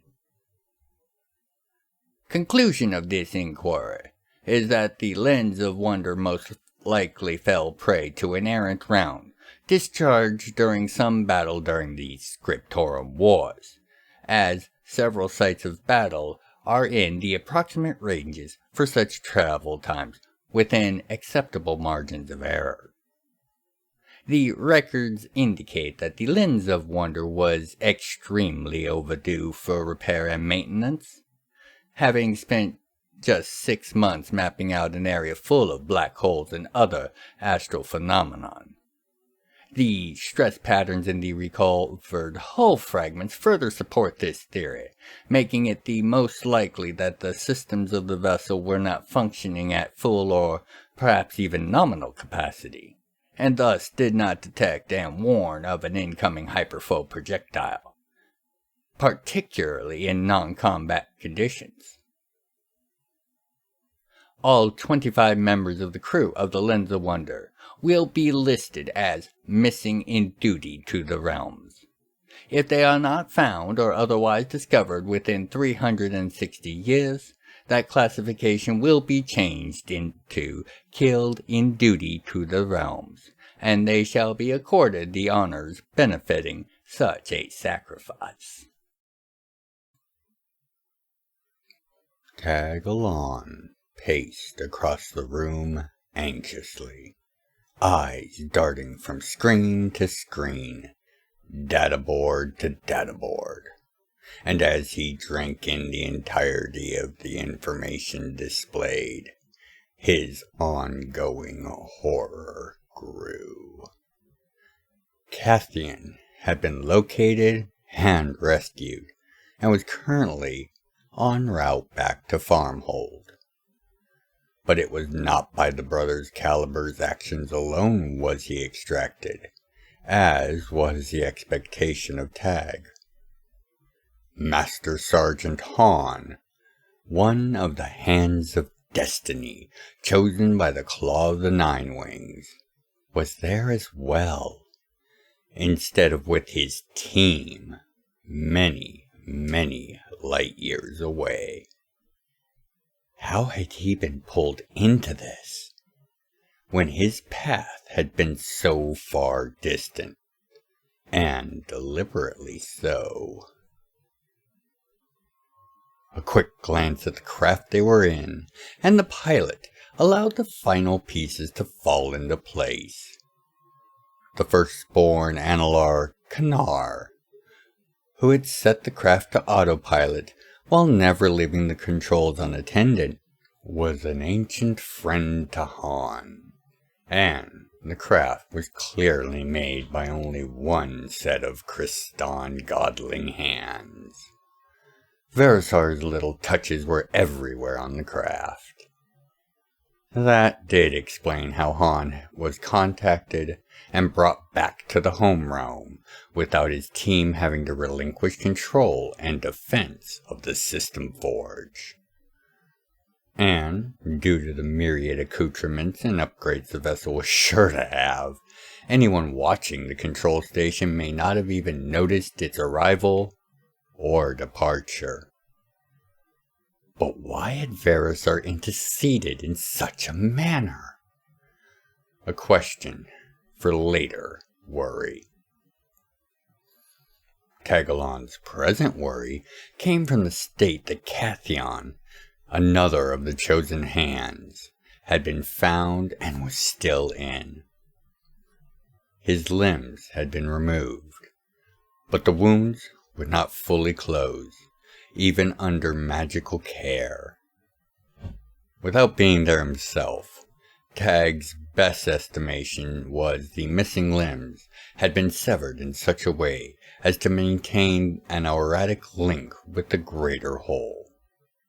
As such, his body was trying to graft back onto those missing limbs, being convinced that they were still present and trying to mend itself accordingly. A nasty bit of work, and one that should be only possible with a rather rare training within the arts of the blue flame. The material that had been being extracted and created from him and his torment was a foul and addictive form of power, and vastly versatile in its potential destructive applications. In fact, it most likely served as the unknown base component to so many of the realm's recent issues in the areas of new intoxicants. Without the boy to now extract the material from, a grimace sat on Tag's face mid-thought. That would be the reason for his limbs being taken then. Properly preserved and utilized, the substance could be produced just as easily from the limbs, but it would be at a far reduced rate, limiting the supply and perhaps the reach of this vile product. Tag's grimace deepened, as even by his admittedly rough guess, due to the raw potency of the base substance, the final products were likely still going to be widely available, with even just 2 of the limbs being used this way. It appears someone had planned for if the boy was rescued. Yet another worry for later. These were not issues to be pursued or explored right now, as Katheon's state was worse than his disembodied limbs still being used to propagate these vile toxins, as he was not responsive to any form of stimuli. In Tag's estimation, he had sealed his mind, or as much as he could, within itself, to endure the constant months of torture, day in and day out, without breaking and becoming a madman, as clearly was intended. However, it appears the technique he most likely attempted was one of the more difficult and precise ones, and it looks like he had sealed himself far too deep within his own mind, and as such, no efforts thus far had been able to reach him. This shifted the grimace to a look of contemplation, as Tag considered how much effort and power it would take to perform such an act, even by accident, as the restorative systems on that craft could likely bring back the dead, but yet were unsuccessful in tending Katheon beyond keeping him physically at peak condition and free of pain or discomfort, perhaps minus the missing limbs, of course. It was not difficult to explain the scenario to one who was aware of the abilities of the flame, though. As he laid on the metabed, without even moving or even breathing beyond the shallowest and slowest motions of air, Tagalon contemplated the strange situation the boy had grown up navigating, how it had resulted in him now being locked away so deeply within his own mind. Katheon had gone his entire life with the understanding that he was a cripple in the arts of the blue flame, with no trace of even a favoring of their house or order. And since the boy had not felt the touch of a calling, it was not hard for Tagalon to sympathize with the boy's frustration with his apparent limitations. However, Tag knew better now, as he too had originally accepted the results of Katheon's hard training and semi-frequent self-testing. But upon seeing the levels of might Katheon was capable of calling on to protect himself in such nightmarish circumstances, and the way he used that power, it was clear he did indeed have a calling, but one so rare that it would make sense that no test would be able to discern it. He was a soul-hallowed coal of the flame, which was less of a calling per se, and more of an absurdly rare expression of the flame. With it, he would be capable of a great many things, and with far more power in both force and in reserves than even many masters of the arts of the flame. He was essentially a massive battery of blue flame, and once he was properly trained, nearly endless in his reserves of it. But more than that, the way the power could be expressed and used is unique to each of the soul-hallowed coals, much like a calling, and with Katheon's not having yet revealed itself, it was clear that it would be potent indeed, as these expressions tended to be fairly overt and blatant in their initial manifestation and use. So it was clear his, whatever it was, had not yet come to fruition. However, certain quirks of his application of the flame gave Tag ideas of what greater form the boy's power might take, as if only to its impressive might, if not to its rough shape. His constant training and ever-inventive ways of finding different uses of the basic and intermediary abilities and techniques of the flame arts that he could use to their fullest, and sometimes in ways that would go unexpected, had now been enhanced by the knowledge and wisdom contained within his armor. Fortunately for Katheon, the armor was bound to him on a cellular level, and would still be his to call forth, and would most likely end up serving as his mode of locomotion, even if the arm that once bared the gauntlet appeared to be removed, and was being possibly used to create more of this toxin. Combined with his gift, this most likely explained how he was even capable of the attempt to save his mind. And it seemed that it was very likely he had performed the act in panic or otherwise hurried, and thus played far too much of his gift that had not fully grown into an art he may not even consciously have been aware of being capable of.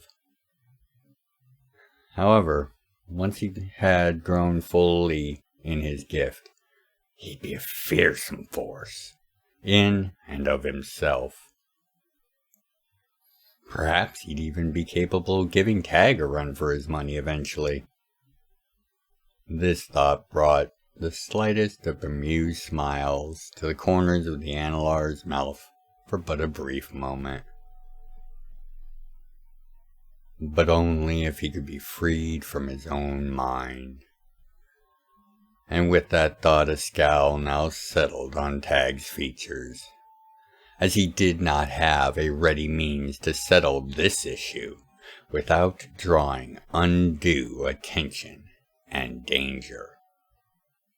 Only the apparent forethought of Verisar had allowed these data links for passive observation to even exist in the first place, as the protection of that vessel would have otherwise shielded its passengers and interior from even the talents and skills of one so thoroughly trained and aged as the firstborn Analar that Tag represented.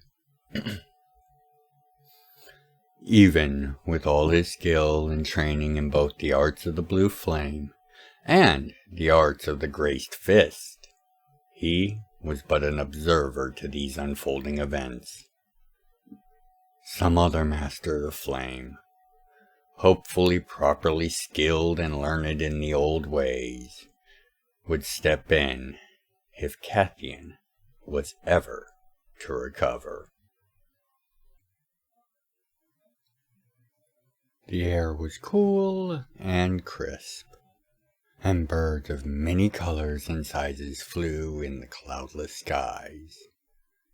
Walking along the fields of low grass was a man, a deceptively young-appearing elf, slowly walking as if he were taking in every blade of grass, or each avian that flew low and sometimes perched on his shoulder or bare head for but a moment, before fluttering back to their dance in the skies, circling this lone man.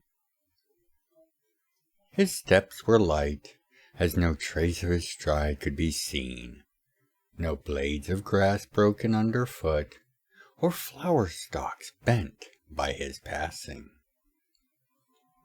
Alone on this recently discovered world, the Valor Micah Skychild, god of healing, light, and beauty, took in all of the untouched vistas and landscapes he saw and felt through his divine senses, which included several marvelous cave structures deep beneath his feet. And Micah smiled. This would be an excellent colony world, able to grow on its own very well, and if needed, eventually to serve as the logistical linchpin for systems and planets in the local stellar area. As it was, save for himself, only the Pathbreaker team of 5 Praetors had yet set foot on this world.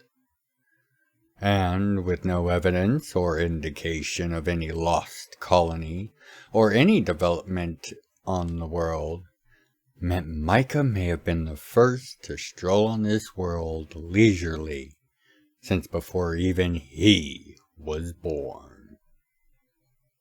Micah laughed at the hubris of the thought. For while he is ages old, over 7,000 years old in fact, he is but a babe to many of those he interacts with on a semi-regular basis. Life Spinner, for example, the Analar master of all things biological, as his father, the Analar First Star Weaver, is with all things cosmic, both of whom were multiple times, if not orders of magnitude, older than Micah. Ageless as he was, Micah still strained to envision the feeling of all those ages and experiences, and how one would even go about organizing so much knowledge and memory. His musings were brought to a halt as a projectile traveling at hypersonic velocities manifested from out of phase, a mere inch from his brow. Striking in the dead center of his forehead, the round had penetrated, detonated, and sent the mass of onychrist flesh and alloy, bones of his skull shattering and flying behind him before his senses could even react to the incoming attack. On this new world, unnamed and uninhabited, Micah's Skychild's headless body began to fall backwards, limp.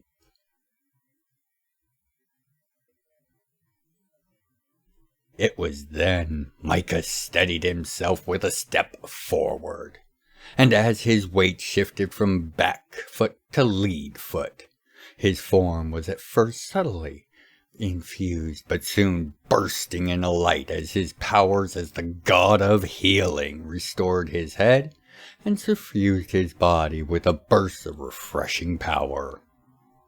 4 more incoming rounds then appeared, this time half the distance from his skull as the first.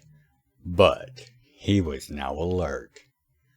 It would have been nearly child's play for him to have swatted the rounds away, and thus he chose not to, instead relying on the speed and reflexes of his thousands of years of training, emboldened by his powers as one of the mightiest of the V's, a member of the Bounding Valors no less, to simply move away, as he turned his senses to finding his attacker, and having a little chat with them.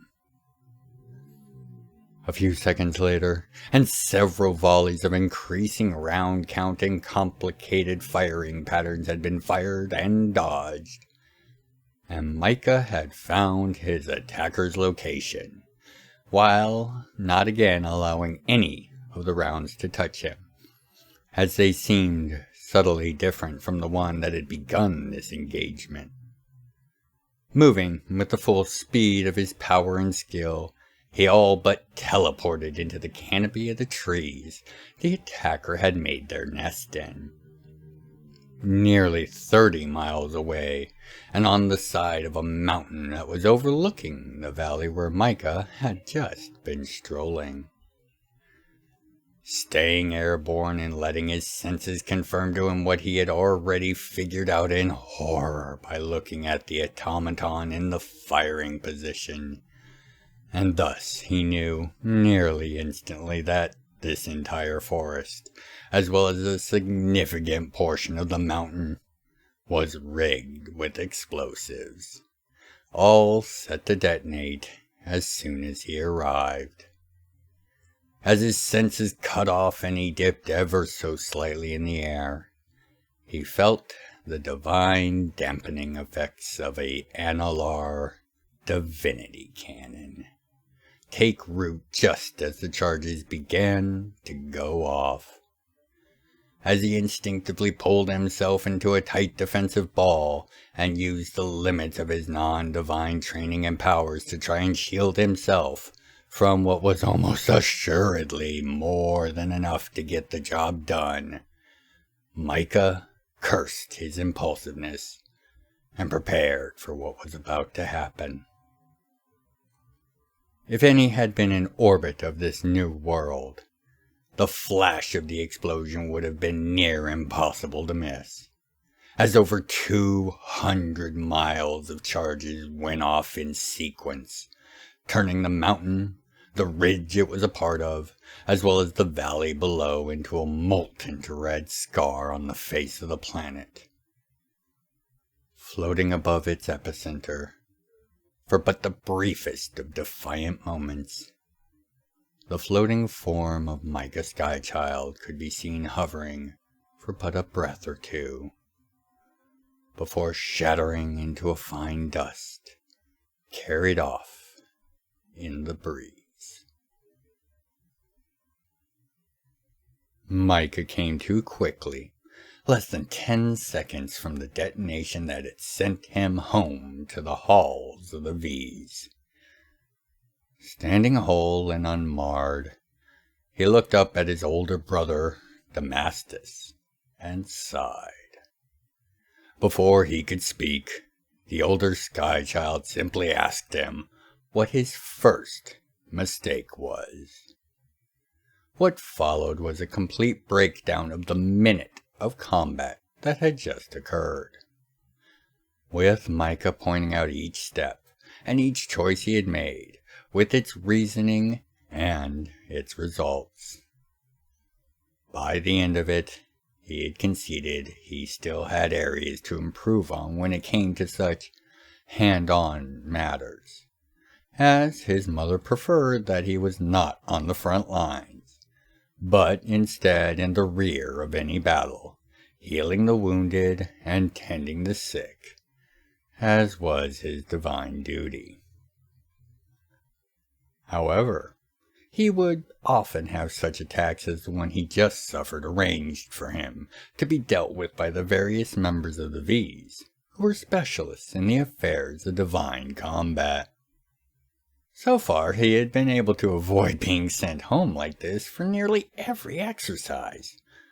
But this was the first time that such a massive preparation had been deployed against him.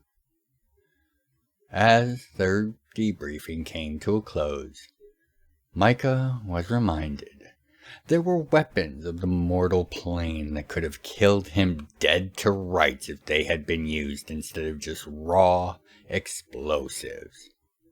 He only lived at this time because the attackers were in fact friendlies and not seeking his permanent demise. Had they been, there would have been only a few methods that could have saved him, and none of those came without significant cost. As such, the eldest son of Genevieve informed his little brother that his prohibition on active deployment in any upcoming conflict was still going to stand. For Micah was too valuable and important to the realms to be lost so easily. Besides, their mother would not hear of him being at such risk. These exercises alone were often left unremarked by all involved, to avoid worrying Her Majesty or risking her wrath. Micah was left to his own thoughts and contemplations as the Master Skychild returned the fraction of his being that had been speaking with his youngest brother back to himself, sitting on the throne of time. He looked at his grandson and daughter-in-law and merely sighed. For Verisar and Renly had both said Micah was not yet seasoned enough for proper divine warfare just yet. And as they had said they would, they proved it.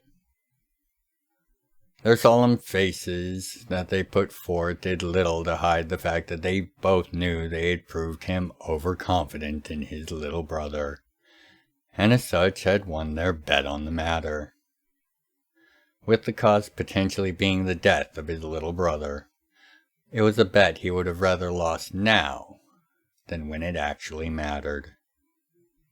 For he was a god of life and healing, and no matter how well trained in the arts of the fist, or how many boons his mother or brother granted him. Micah was as he had always been, headstrong and very much concerned with the direct handling of issues. Facing a plague or pestilence alongside his clerics head-on, or rushing to the site of a disaster or great battle to try to save those who could be, and comfort those who could not. This is where Micah would always reign supreme. But these traits did not lend themselves to the kind of battle they were likely about to face. Each of the gods of the realms, Micah very much included, were aware that there were weapons that could have made everything after the initial strike pointless. And while there was no way to tell for sure that the ancient empire had access to such items, to assume they did not was tantamount to blind foolishness. Damascus and his guests spoke for a while longer on the matter, and while no consensus was reached as to a total solution, a rough framework of a plan had been worked out. Both the son and mother of the Criterion founding family said their farewells and soon left to see to their tasks, leaving Damascus alone to his own contemplations and actions. Seeking leave to open the forge was an option he did not like to consider lightly, or often for that matter. However, there was solid reasons to accept that they could be facing literal hordes of divine foes, and each of them could be armed with the same type of weapons the forge was so known and feared for. In a dark cave, lit only by the multi-hued flames of a forge, leaving long, wildly dancing shadows along the floors and walls of the cave, the sounds of an echoing hammer blow and the sharp hiss of quenching metal fill the space with a rhythmic pattern as the thin and wiry being working the various bellows and striking the hammer blows move with precise and preternatural grace. Alloys and fusions of rare ore woods, combined with crystals of all shapes and sizes, were being formed and shaped. Edges of refined aethanite with precisely spaced and separated Voitasic counterparts, along with the glyphs and runes pressed into its surfaces with temporal dust, all coated with a crisp-based crystal polymer, which acted to seal and balance the powers within the four flat, wide lengths that would soon be set around a core of meta-technological artistry, creating a weapon capable of destroying any foe, when wielded by its destined user, of course. Even if it looked to be nothing more than a fancy training weapon, with its four flat sides adorned with those very runes and glyphs, which would be meaningless to all but the man that this weapon was being crafted for, the man who would lay low all who stood in his master's path, be it mortal or god. As the final strikes of the hammers were made, and the final assembly began, a low and disquieting sound could be heard over the slowly dimming echoes of the man's crafting, and it was a mix of curses, cackles, and condemnations, being uttered in a mad and ever-shifting tone and voice. Any who might have heard it would not have walked away unscathed, as it was the sound of a madness born of a mind too broken to truly ever be sane again. This broken creature was not able to craft such works easily, or without great cost to his already shattered mind and will. But such was the price of his ambitions, and a price he gladly paid. Sitting in a dark office, looking over maps and reports from dozens of teams and individual hunters alike, an aged, gray-haired man seemed unaware as the tall, heavy form of a massive suit of armor smoothly strode into his office. Only after a thin folder was dropped in the middle of the work did the man even bother to look at the interloper, and then only briefly. The folder was marked with words of concealment and secrecy, for whatever it contained was of the highest concern, apparently. The old man opened the folder and began to read the contents. Curious. It was a report, transmitted on open, yet esoteric wavelengths from what appeared to be multiple modified probe shells.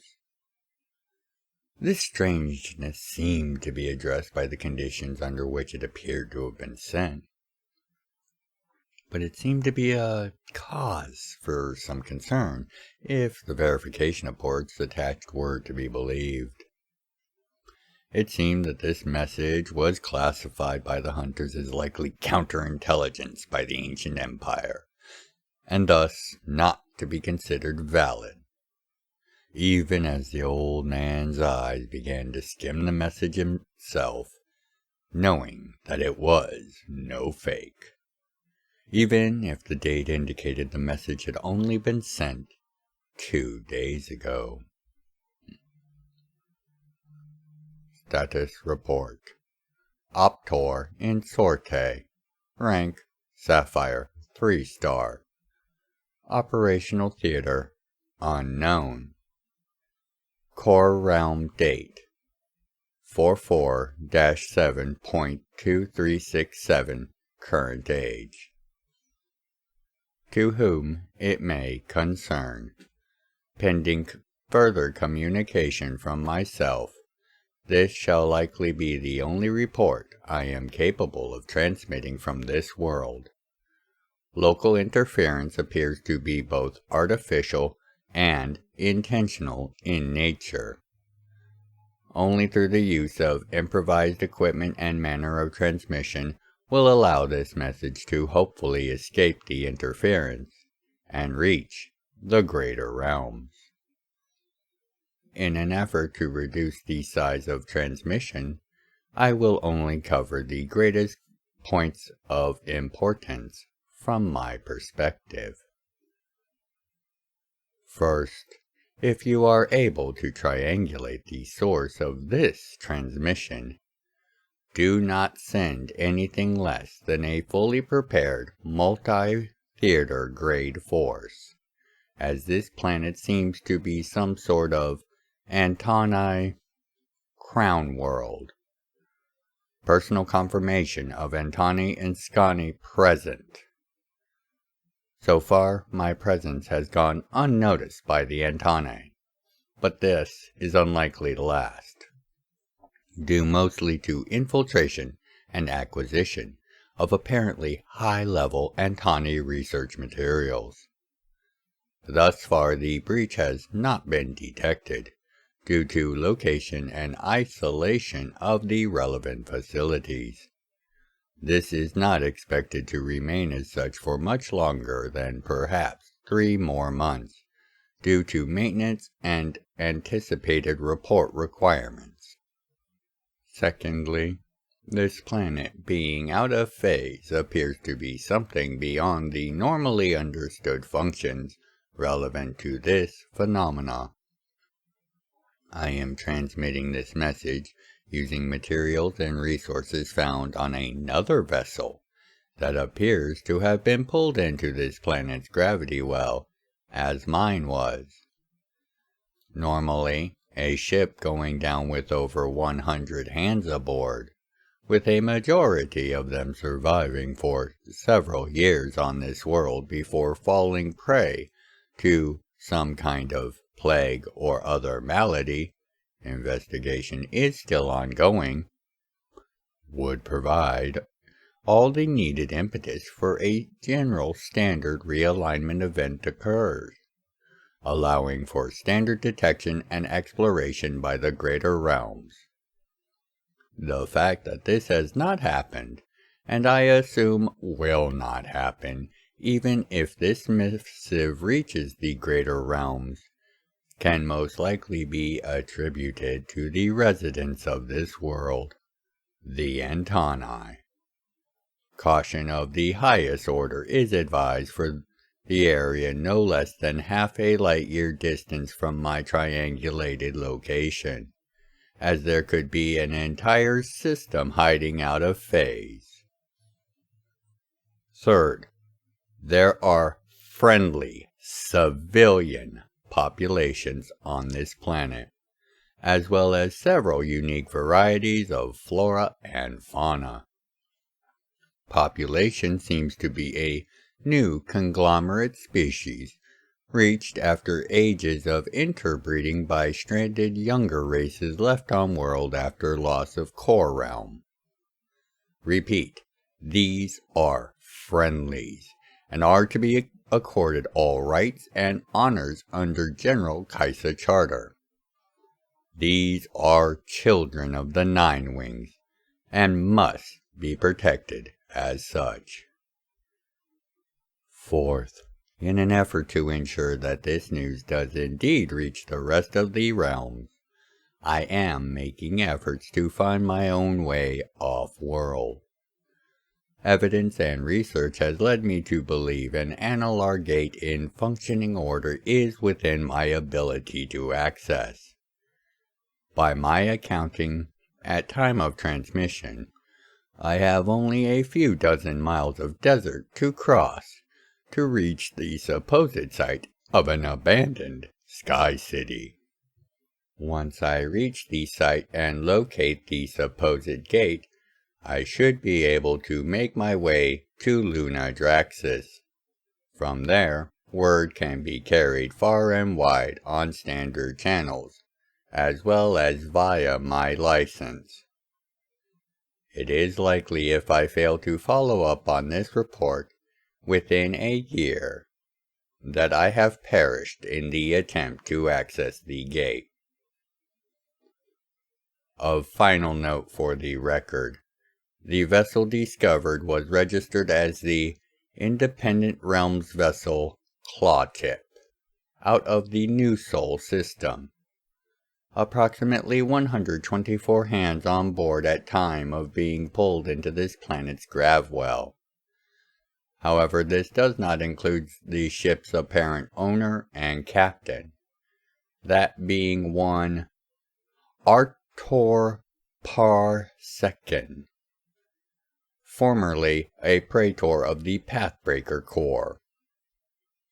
Logs indicate he was on the hull of the vessel performing standard maintenance when the event occurred, and was unable to re-enter the vessel. Stress damage and torn sections to the hull seem to infer that although his maglock boots were fully functional, the overheating of the hull during re-entry rendered the matter moot, and he was sheared off during that atmospheric re-entry. The rest of the crew appears to have been wholly of Rodkin composition, with surviving personal effects appearing to confirm this. However, no personal logs or records have been discovered beyond the main crew rosters. No remains have been located, although presence of caustic marshes and swamplands less than a mile away could serve as simple answer to this quandary, however. The vessel's history, purpose, and actions are unclear, as most of the data systems suffered heavy damage in the crash, and all crew have long passed before my arrival. Included with transmission will be all relevant information on crew and captain, so that contact protocols with relevant familiar parties may be initiated. With a series of defensive and security systems still being functional, this site shall serve as a good landmark and beachhead for future operations, and therefore I have chosen to not strip it bare for useful salvage. It should be noted that large portions of the vessel systems seem to have already been salvaged prior to my arrival, although most, if not all of these can be accounted for in large part in the construction of walls and other basic security measures that the survivors appear to have built for themselves during their years of life on this world. This location shall henceforth be labeled as Rodkin's Rest on any maps or other recordings. Access will be possible by any hunter, as a valid license is registered as an accepted form of authorization using current codes and protocols. Also included in this transmission will be a rough map of the landscapes known of this world. With all of the aforementioned data, I formally request that this status report be expedited to the Senior Executive Review Council without delay.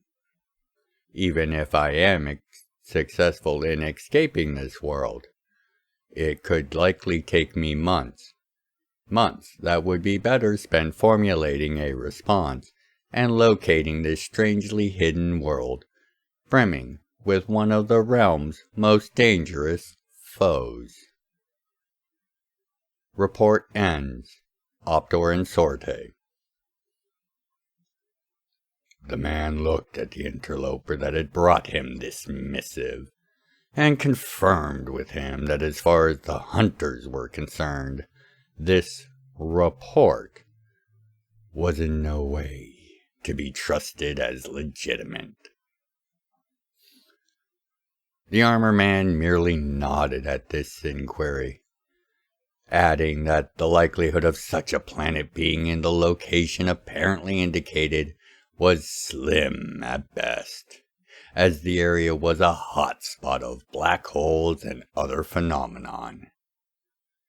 Internal experts within the hunters had already made the feelings on this matter clear, and the upper brass agreed that this was some sort of trap, most likely meant as a means to sap away high-level hunters and attention.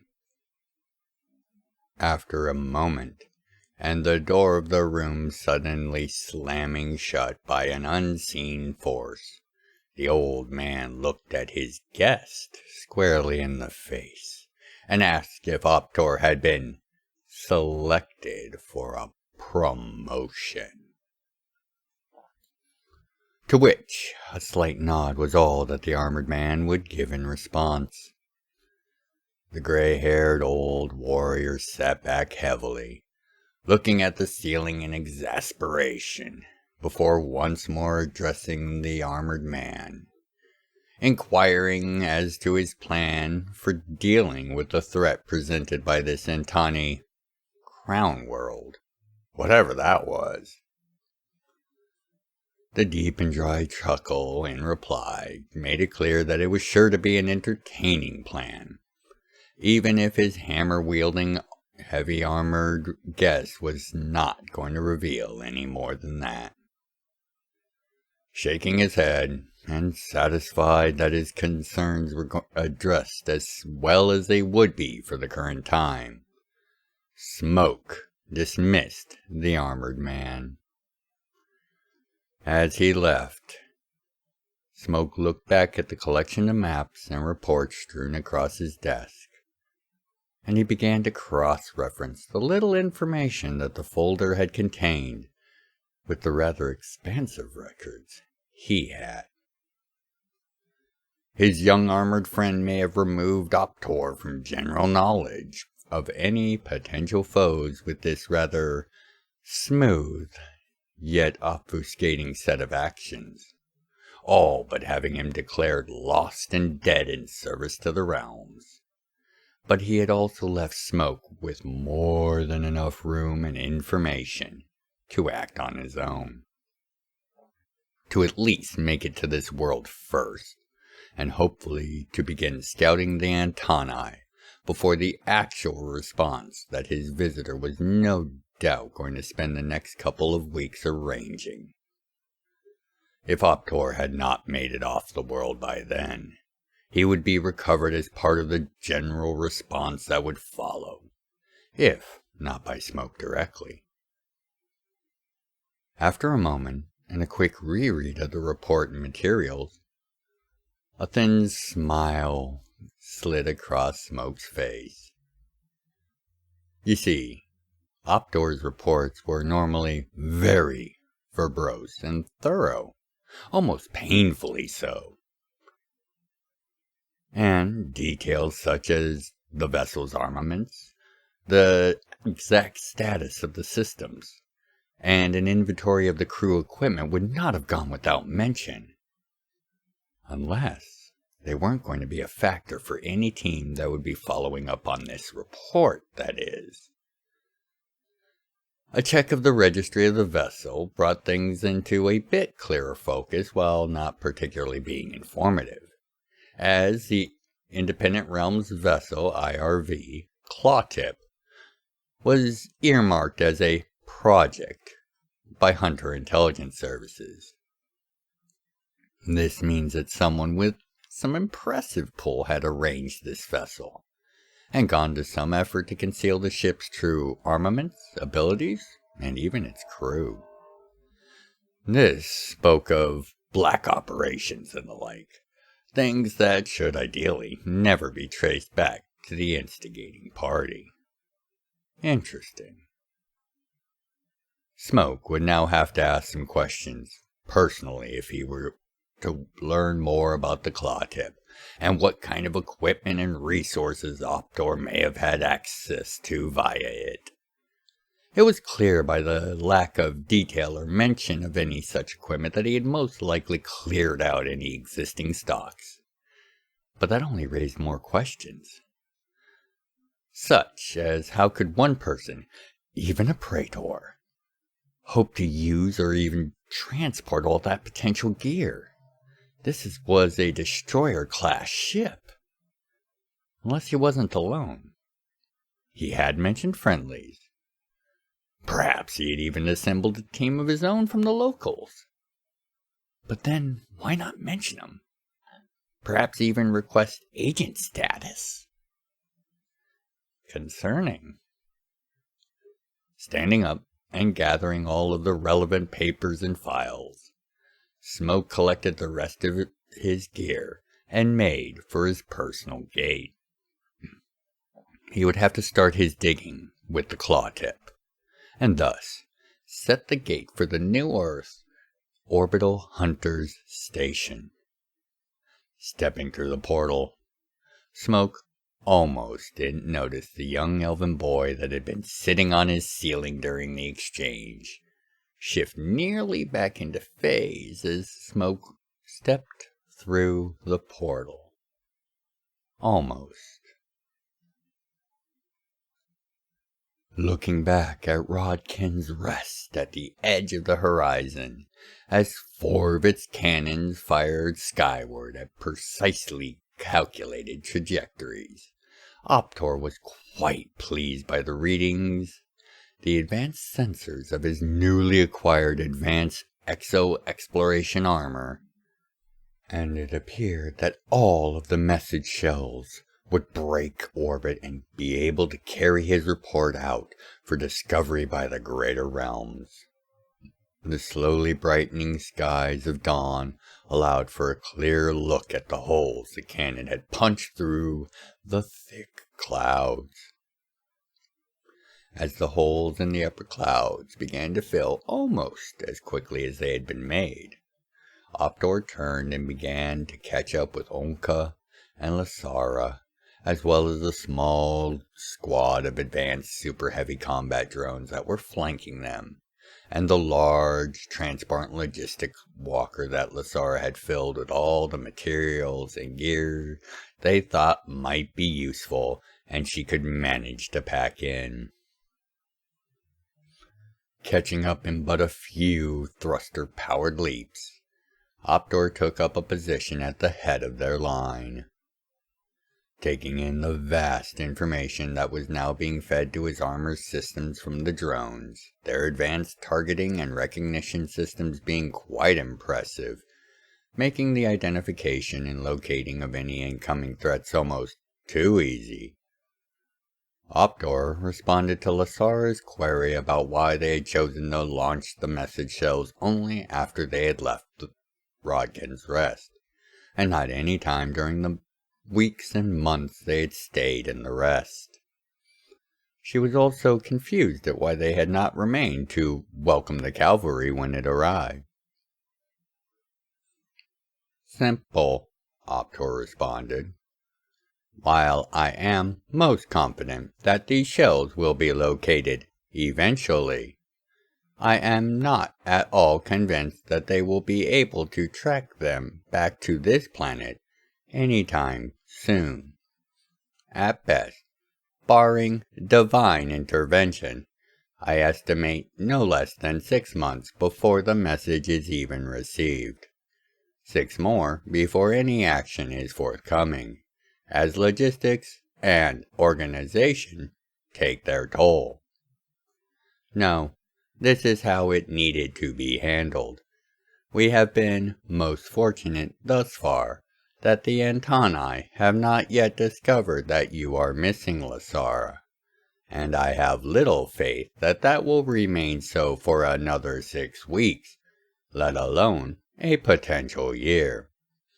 We need to be as far away as possible, off-world preferably, before that happens. The 3 of them continued to toss ideas and possibilities back and forth across their comm units for the majority of the rest of the day, choosing to pick up their pace in the last hours of light, as they had detected an excellent place to make camp for the night, and wanted to make it there before dark fell.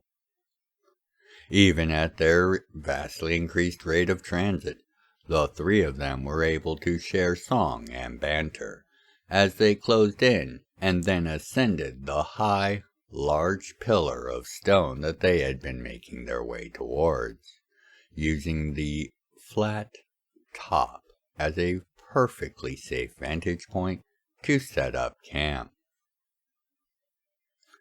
Just as the final modules of their collapsible forward base set themselves into position and began to power up, and as everyone was securing and storing their gear within, a massive shaking of the ground began, and for a moment the skies were as day again. A massive burst of light, followed a few minutes later by a wind and roar that matched it if not overpowered it, came from the south. Optor rushed to the base's long-range scrying station and confirmed the blast's point of origin. Looking up a moment later with shock clearly plastered on his face. Lasara, whatever you used as a trap, it was certainly effective. Readings indicate massive damage across the entire ridge, including into multiple magma pockets. Vast tracts of the affected area are now being subsumed by released magma. Before she could respond, he continued. No matter how bad the damage was, it will only serve to further increase the danger posed by our foe. Now they are aware of the presence of advanced, hostile forces being on planet. We can only hope the surprises we have left in the swamp and at the rest itself can stall them for long enough for us to find this gate and make good our escape. As the wind continued to howl, and a strange, heavy rain began to fall in torrents, Optor, Lasara, and Onka sat safely in their mobile base, quietly enjoying a hot meal as Tranos snored softly from his perch on top of a nearby storage locker. They had all agreed that the rains were far too heavy to attempt to travel in, as there were indications that a great many subterranean caves existed in this desert, into which the heavy, wet sand would start draining into, creating quicksand-like conditions at random locations. They had also further agreed that any pursuit by the Antani would be similarly hampered, if not more so. So their plan was to perform as much long-range reconnoitering of the Sky City, which they had just barely been able to make out on the horizon as they were setting up their camp before the rains had come. As the large, heavy drops fell in sheets without any sign of stopping, Optor prepared to enter his sleeping trance. He reflected that he was glad he had not chosen to try to wait it out at the rest.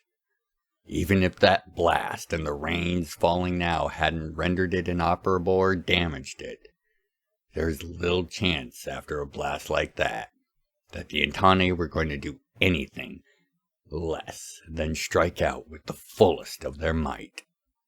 If Optor was going to keep his new friends alive, they had to make it into that Sky City and find the gate before the Antani found them.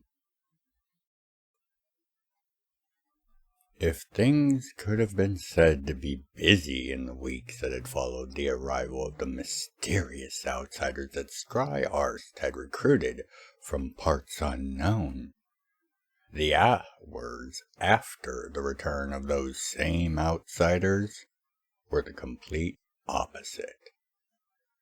The heavy nighttime fog hung in the air, with points of illumination from the many homes and shops dotted across the land, and all was muted and muffled, people making their way from point to point with a haste born of unease. It had started with a strange skyship that sped low and fast across the city. The winds of its passing were like a sudden gale, and as it had flown directly towards the center of Farmhold, all speculated that it had something to do with either the brewing conflict with Deep Lock to the south, or perhaps it was Lord Katheon finally returning from whatever had called him afield for the past few months. However, the speed and disregard for standard flight protocols for going over a population center had cast a darker tone to these speculations, as it was being assumed that those very lapses were done by necessity and not by some act of laziness or of a callous nature. Next, word spread that a strange man had entered the city and made his way to Lord Katheon's home in the center of town. The man had made trade and stopped with several other merchants and craftsmen on his way, with each trade being exceptionally fair and, if anything, perfectly timed in its arrival. Rare, esoteric, and other hard-to-find items were sold to artists, forge masters, and shopkeepers alike. and each at a fair price for all involved, with many of the deals being conducted entirely by trade, with no need for plaque, coin, or bar. As this strange merchant made his way from the north gate in the hours prior to the strange ship's return, a trio made their way from the lord's estate southwards. They made no stops, but many of the residents of Farmhold gave them a wide berth, as the pair of Dragwa, along with their Manari companion, were clearly men of a dangerous stripe. Some hushed whispers even tried to claim that they were the legendary brothers Caliber. But these were dismissed out of hand for the drunken ramblings they had to be. Farmhold was advanced, yes, but in reality it was just a farming city in the lawless lands of Solaris, far below the attention of the gods or other powers. Thus, there was no reason for such luminary adventurers to make an appearance at such a backwater place as Farmhold. Despite this, a cloud of worry seemed to hang as heavy as the fog.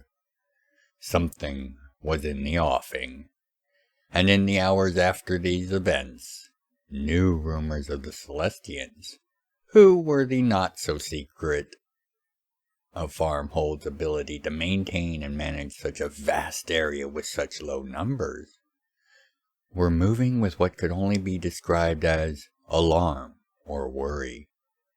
This was not only unusual, as the bulk of the Celestians were still just embers, and thus lacking a full emotional range. It was also worrying, as the nature of the scenarios that would explain this oddity were all less than pleasant.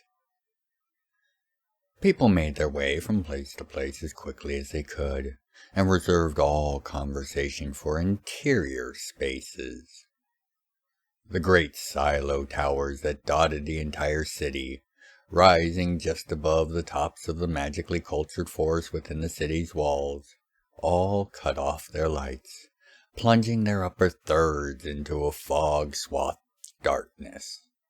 The street lamps and other civil amenities saw no change or effect, but for those looking from above the city or from afar, the entire city of Farmhold vanished into the fog as various magics and systems activated, leaving the city far harder to detect or discover. As the great gates of the city began to close, with the citizens of the city watching as it did, a soft pinging sound could be heard from every bar, tavern, and home. It was the intra-city messaging system, and beyond a few emergency tests, and some tomfoolery by talented fiddlers, it had not seen much use. But, seeing the crest of a sun and tools, the sigil of Lord Katheon himself being displayed, with a slowly counting down timer, encouraged nearly every set of eyes to find a place to watch the upcoming announcement. Perhaps some clarity to the chaos of the past few weeks would be offered. When the timer finally hit 0, and the image shifted from the sigil to that of a long table with both Lord Lassen and Lord Justique sitting near the far end, flanking a man that no one knew, but some had recognized as one of the mysterious guests that had arrived a few weeks ago. With a glance to both of the Dragwa, then to someone behind the camera, the man began to address the people of Farmhold. "Greetings, citizens of Farmhold. I am Hawn, recognized sovereign of the independent wild realm of Nomad's Forge." He let the words hang for a moment to let their impact sink in. As many of you are aware, Lord Katheon has been absent in the last few months, The reasons for this are a matter of speculation and wager in many of your pubs and taverns, I have been made aware.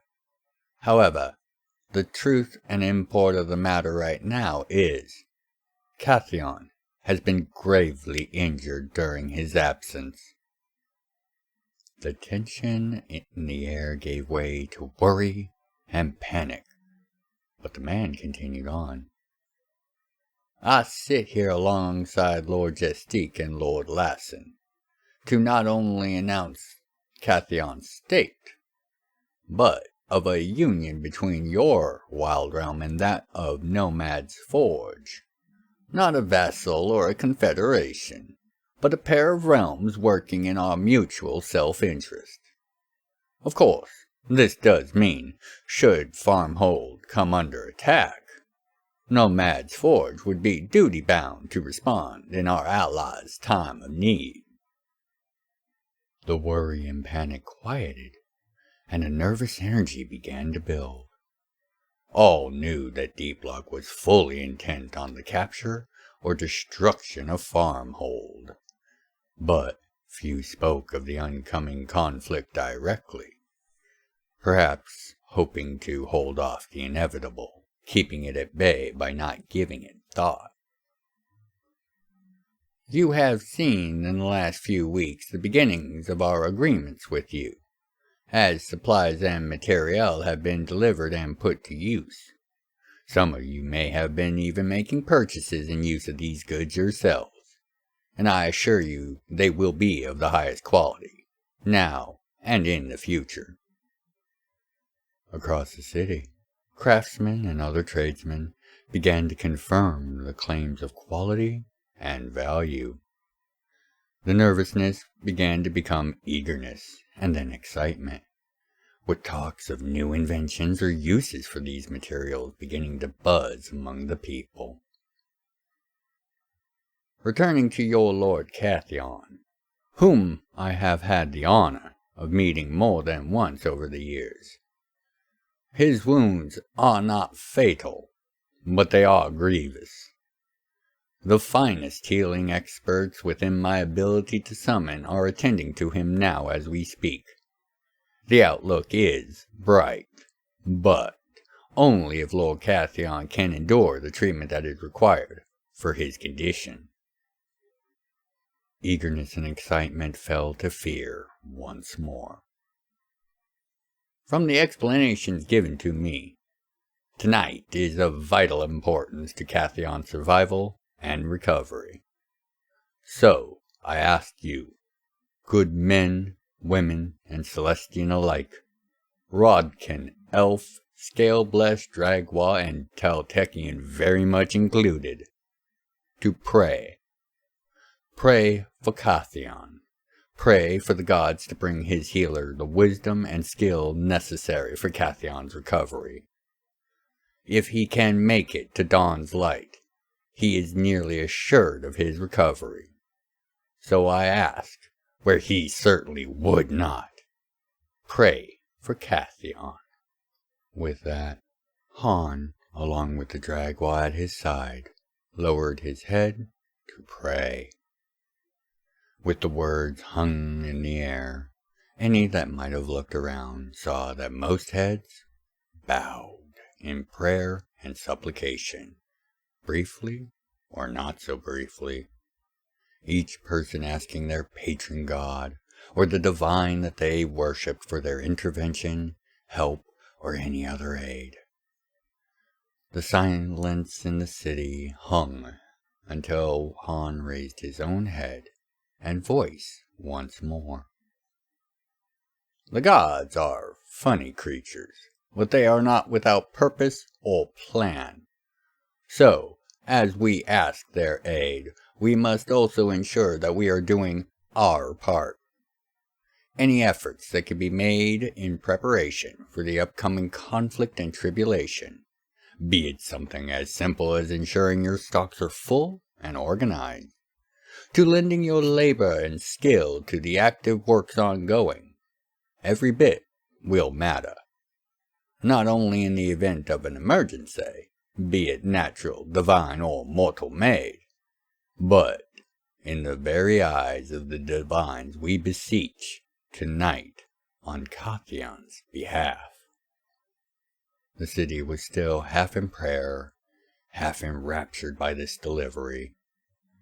As I finish this address to you, I want to assure you, farm hold will not fall, not if I have anything to say in the matter.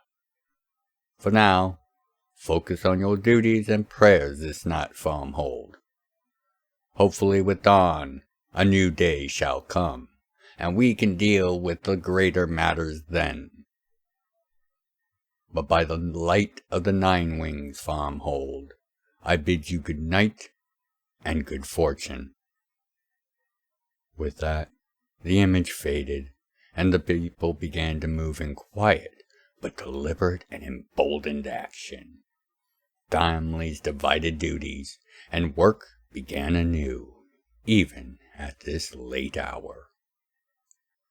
Goods were moved and put to use, while soft hymns and singing prayers were softly offered to any of the watching divine. From beyond the walls, the soft chorus was indistinct, and not dissimilar to the sounds of a forest or plain, deep in its nightly rest, tired and sleepy. But within those walls, a soft current of pride, faith, and trust could be felt as readily as the songs could be heard. And thus the long night of farmhold began. After finishing his address to farmhold, Hawn spent nearly an hour with the various people in charge of farmhold's logistical and defense affairs, assessing the status and progress of each, assembling a plan of action that took into account the goods that were to be flowing into farmhold stocks, as well as the intended uses for those goods and their final products. Canar was similarly meeting with as many of the merchant and other civilian heads of farmhold as he could manage, calming nerves and addressing concerns in the same even and soothing tone that he had used for centuries in the classrooms and lecture halls of Trannis. The brothers Justik and Lassen were not idle in the least, moving about, addressing individual issues and problems of their people and of the sudden burst of activity this late into the evening were bringing about. However, without fail, each had made their way back to the central farmhouse by the top of the preceding hour. After a brief consultation amongst themselves, confidence was high that the city would hold, not only in morale, but in military might.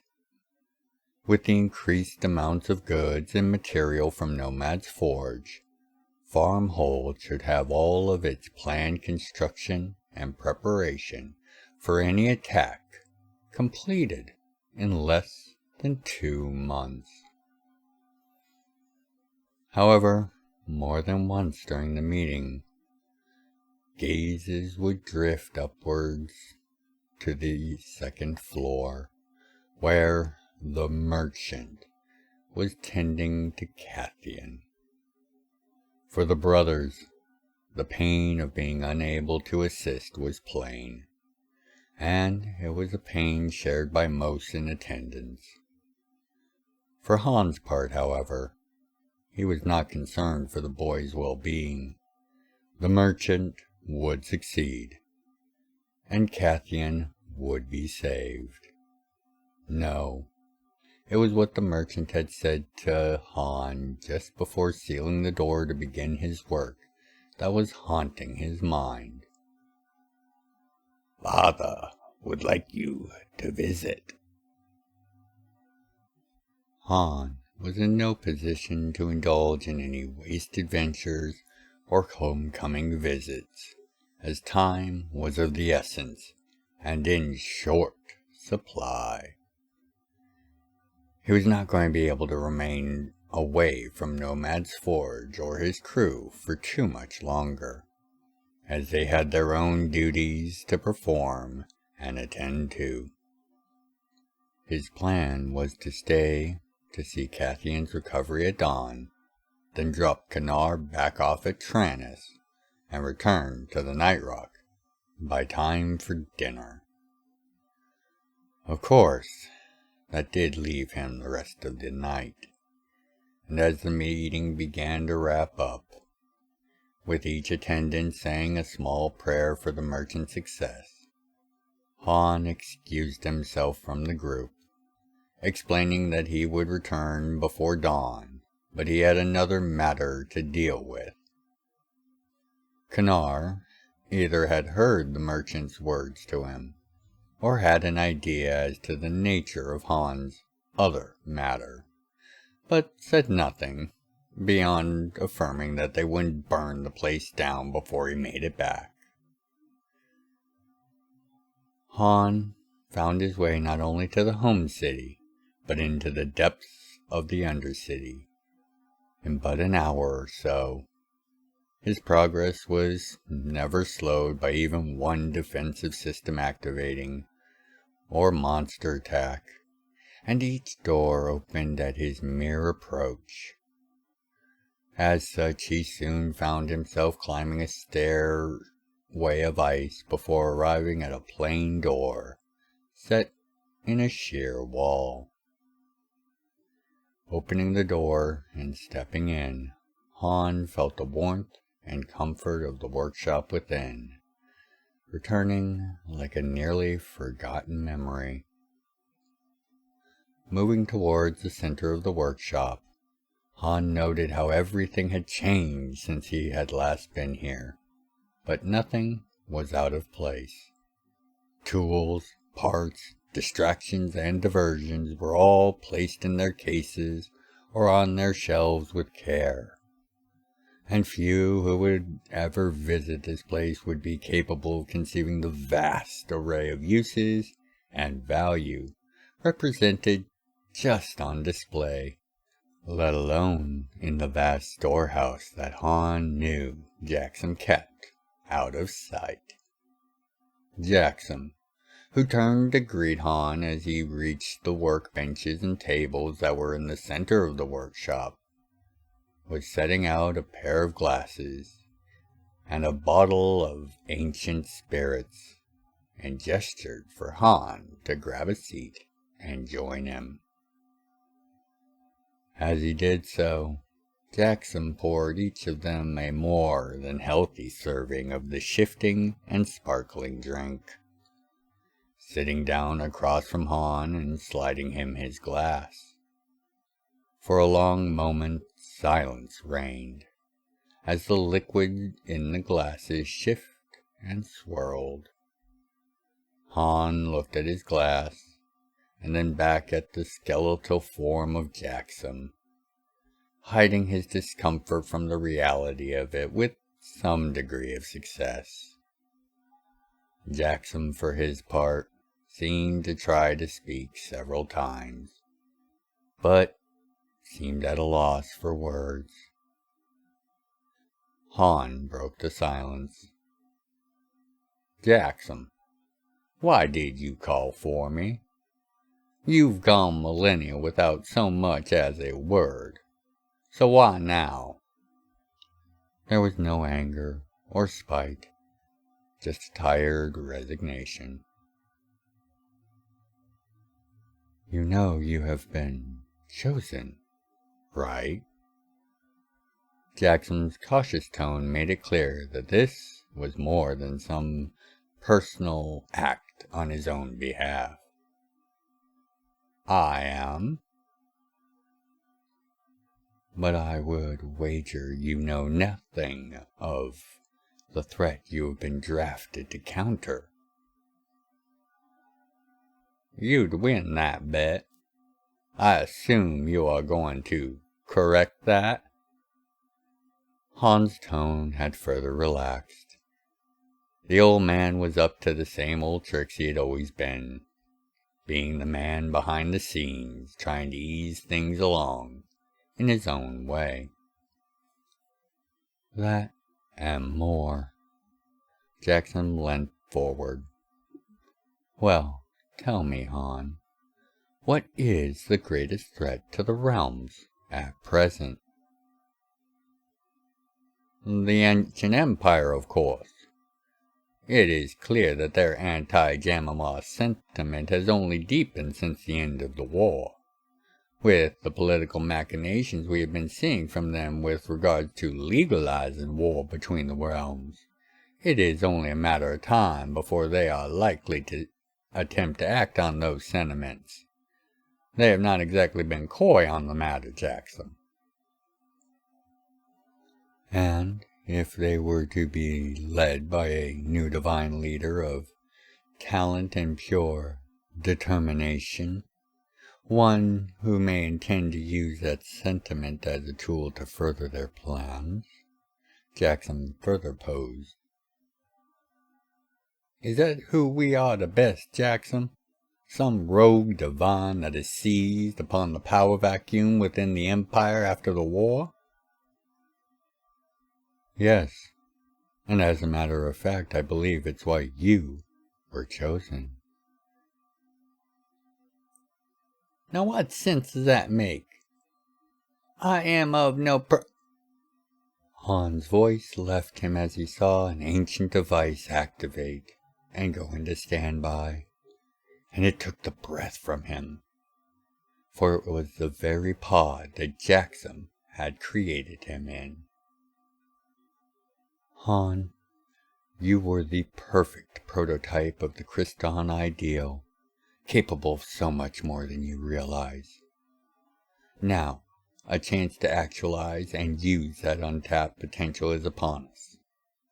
However, even a perfect prototype can be improved upon and further augmented, and with whom you are to face, you are going to require all the power you can get. Hawn sat stunned. How could he have forgotten he was the first? Jackson seemed to pick up on his confusion. After the 36 seconds, many of your powers and abilities were reduced in function. This also would have affected your memories from before that point. It's my fault. Hawn felt the shame in those words as Jackson continued. At the time, I was personally providing a significant portion of your power, while I was refining and improving a new system for you. Jackson was looking directly at Hawn, but was clearly seeing events long past. And when I became a lich, that power ceased flowing, and those functions within you adapted as best they were able to, even forming a very impressive power generator and regulating system on their own. And even then, you lost at least a quarter of your overall potential. Your memories, or at least those details that would have perhaps clued you into the changes and differences you had experienced, those parts of your processing power were used up in the adaptation, recoded as command and control interfaces for those new systems. Jackson was less ashamed, but still somber even at this adaptation. So, that is why everything after that point is so much clearer for me. And is that why you never reached out? Because I am no longer the thing you had forged? Shame over a broken project, and only now I am worth revisiting? Hawn's confusion as to why any of this mattered was clear in his voice just under the false rage. I had not finished the proper solution for the issue until long after you had vanished, Hawn, and by the time I was aware that you hadn't died, you had just been selected as a hand of destiny. You didn't exactly keep a public profile, Hawn. Jackson's emphasis on his new name was unnecessary, but he continued. Hawn, if you will trust me to fix my oversight, I am more than willing to. I also have a set of augmentations you may find most helpful in your upcoming battles. Your foe will not allow you to survive a lack of preparation or respect for the danger they represent. Jackson, you know as well as I do, I am most likely the better of an embarrassing number of the gods in the arts of combat or battle. Why would I need whatever post hoc patches and fixes you've managed to come up with, just because the power of fates have happened to take an interest in me after so many years? I may be weakened from my prime, or so you say, but you, of all people, know the standards to which I was made. In response, Jackson's bones vanished, and his robes filled out as flesh unseen for ages reformed.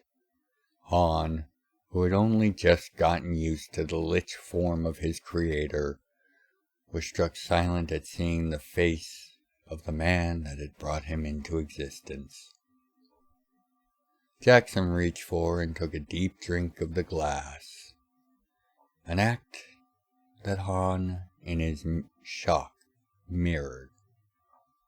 Not letting the shocked silence go to waste, Jackson began to detail what was known about their divine foe, and with each new point or fact, Hawn's shock slowly became disgust, then revulsion, and ultimately pity, before he returned to a blank, unreadable visage as Jackson finished his explanation, setting his now empty glass on the table.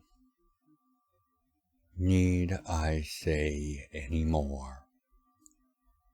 His explanation and point made, Jackson's flesh faded once more, and his robes resettled into the form that had been his ever since that day. No, you don't. I assume I am not allowed to share this information with anyone. Hawn had also finished his drink, and was already moving to step into the very device that had birthed him, slowing to remove his robes and gear before he did so. You are aware of the risks at play with information of this nature. Thus, I will leave it to your discretion. You are no fool, even if you seem to act like it. Jackson stood in preparation to begin this long overdue work. So what exactly are you planning on putting in me? Uni-proto-alloy core filaments for your nervous system, as well as all your energy and data transfer links. That addition alone should see your reactions and processing greatly improve. Combined with the metatechnical optimization for most of your other systems I'd like to perform, you'll be back at your peak, if not beyond it. That addition alone? What are you trying to ease me into accepting, Jackson? There is one module that I originally created for you that was never permanently installed. In fact, I kept it all but a secret to you even back then. Mostly due to feeling perhaps I had gone a bit too far when I designed it. However, in our current situation, I am going to say that I was just ahead of my time by several ages. Jackson's joke did not bring a smile to Hawn's face. Quite the opposite, in fact. Jackson, as I am now, I can battle a half-dozen Antani by myself without taking a hit. At my peak, I was slaying dozens, if not scores, of dragons a day. These were among the leaders and heroes of their clans and kind, I must remind you. What in the name of the Nine Wings could you have possibly held back in your pursuit of creating the perfect weapon? Hawn paused, letting his annoyed frustration cool. Well, whatever it is, go ahead and slap it in. This is the last time I ever intend to enter this thing. Even with the reproach in his voice, Hawn had still disrobed and entered the pod, while waiting for Jackson's response. When Jackson began his answer, the pod had already begun its work, leaving Hawn only able to interact via the pod's interface and cameras. Jackson's face was concentrated and solemn, with only the flicker of his flame eyes hinting at the mischievousness that his answer potentially held. Power filter converter and generator module, the only one of its kind. Unfortunately, it's still incomplete. Jackson held up an ovular object, perfectly smooth except for the 4 ports along its sides, and a cylindrical empty slot in its base. With it, you should find yourself capable of better defense and action when dealing with matters of the divine and their agents. Jackson looked around, and Hawn knew he was sealing and locking the workshop down.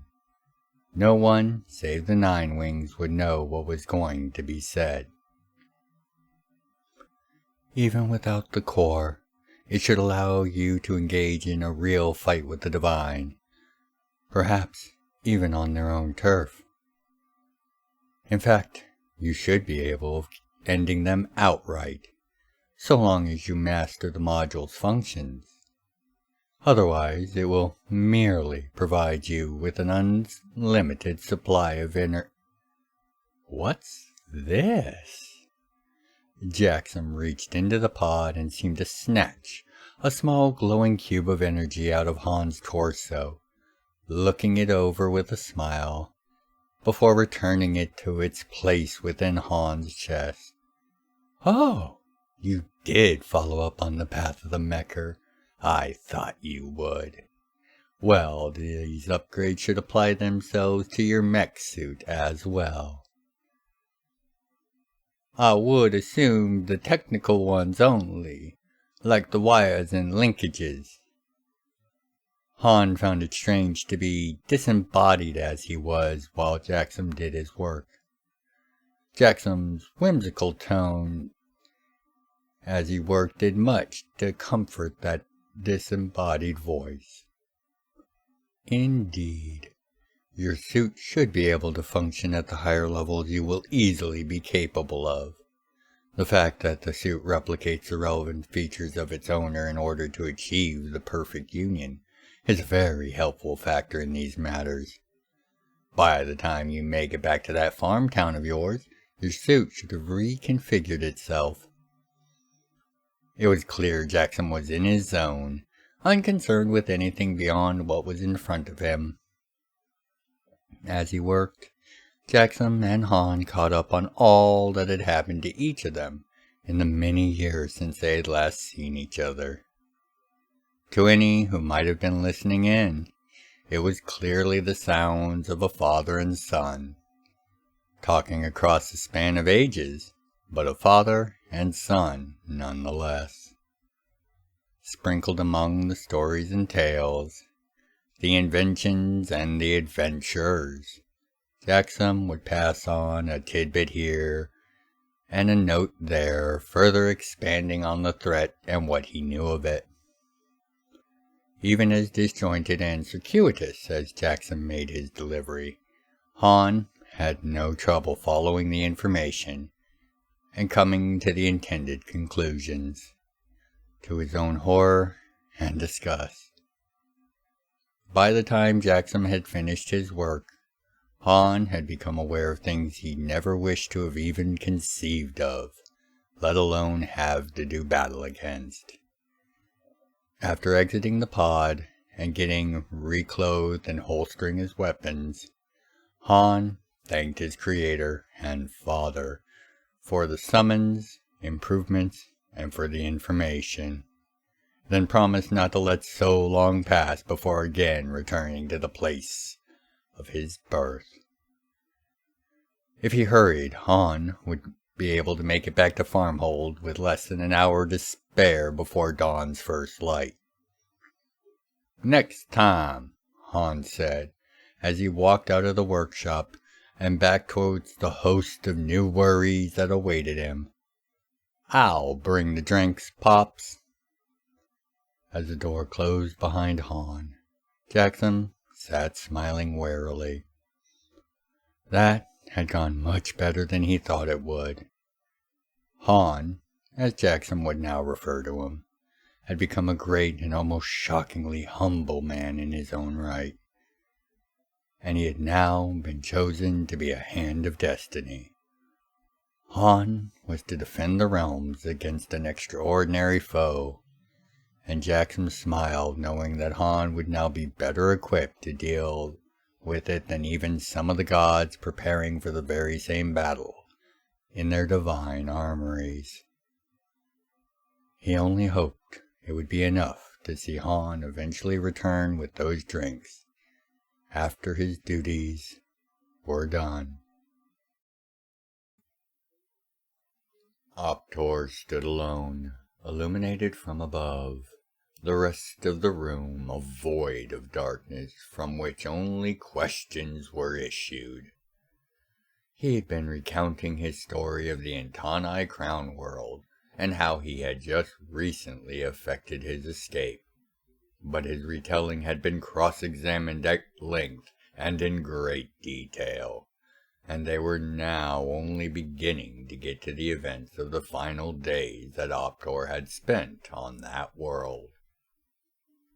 During it all, Optor had not revealed the nature or even the existence of Unka or Lasara, and he had no intention to if he could avoid it. This may be a reasonable and justified precaution, this Hunter's Review panel, but he did not trust a panel of the faceless with the potential safety of those he was now in charge of. However, with the focus of the questioning being far more on the matters of the Antani and the planet itself, this had not proven to be a difficult task. "According to your report, you are in possession of high-level Antani research materials. What is the nature of these materials, Hunter and Sorte?" "Biological samples. It appears that the Antani engage in some variant of biomancy and genetic manipulation. The sample appears to be some form of refined cells. What they are intended for is not clear, although the measures taken to shield them from the natural warping effects of the Antani themselves suggested it was of high importance, as significant measures and resources were obviously spent in the effort." Silence again reigned as the answer was no doubt being discussed by those in the darkness. Moments later, a new line of inquiry. "Going over the facts that you have provided, you are now in possession of a craft that, by your own admission by the facts presented, is impossible. The variant of the vessel you are claiming to be in command of is barely 500 years old as a design, but the internal logs presented, although incomplete, extend to at least 20 times that age. Would you care to speculate on this, Hunter in Sorte?" While improbable, it is not anywhere near impossible. The fact that this model of ship is only a few centuries from its creation does not preclude the fact that it could have easily have been displaced temporally. He let his words hang for a moment. As you say, the records are incomplete, especially from the time of the ship's commissioning to its docking with the Sky City's starport. However, from that point to when I claimed Hunter's rights to the vessel, the records are clear, both on the ship and in the city's database. However the ship got there, it has been there for at least 10,000 years, if not significantly longer. While he could only hear silence once again, Optor knew there were intense discussions going on in that silent void, as experts no doubt were summoned to verify the data and to confirm the possibility of Optor's accession. Minutes later, another question. What was the status of the Sky City and its ability to function? Limited functions, mostly emergency systems with some power available to run other systems. Powering up the relevant parts of the starport was roughly 90% or so of this available excess. I have included what logs and records were recovered during the process. However, as we had a pursuing force of antennae, a full retrieval attempt was not possible. Then the question he feared, as Optor had caught his slip in his own words. We? Optor silently cursed his slip, but he was not unprepared for such an event. Myself and Trinos. If not for the manner of this meeting, he would be here himself. A few moments, as the voice no doubt checked and saw that Trinos was indeed a real and known entity. Of course, you're bonded. Forgive me, Hunter. I am looking at the information on him, but I fail to see a designation of species. Trinos is the result of an Analar wartime experimentation on Teldrakes and warpworms, and thus is a one-of-a-kind being. Your confusion is equal to mine trying to figure out how to fill that particular data point out. For the first time, Optor heard a soft laughter return at his response. Hunter and Sorte, moving on from the provenance of the vessel, I'd like to know exactly what you have laid claim to. Armaments and performance specifications at the very least. Furthermore, I wish to know about the civilians you have taken on board, and moreover, what your intentions are regarding them. Optor took a moment to formulate his response, as, while these were reasonable questions, they were also beyond the norm, albeit only slightly, and Optor was trying to be careful not to offend this review panel, as they could make his life very difficult. It is based on the standard Criterion model shell ship, augmented by 4 aggressor spines. Each spine is configured in a 7-7-4 arrangement, with 7 Star Fury hybrid arrays, 7 swarm drone fighter bays, and supplemented by 4 Grade 5 phalanx shield arrays.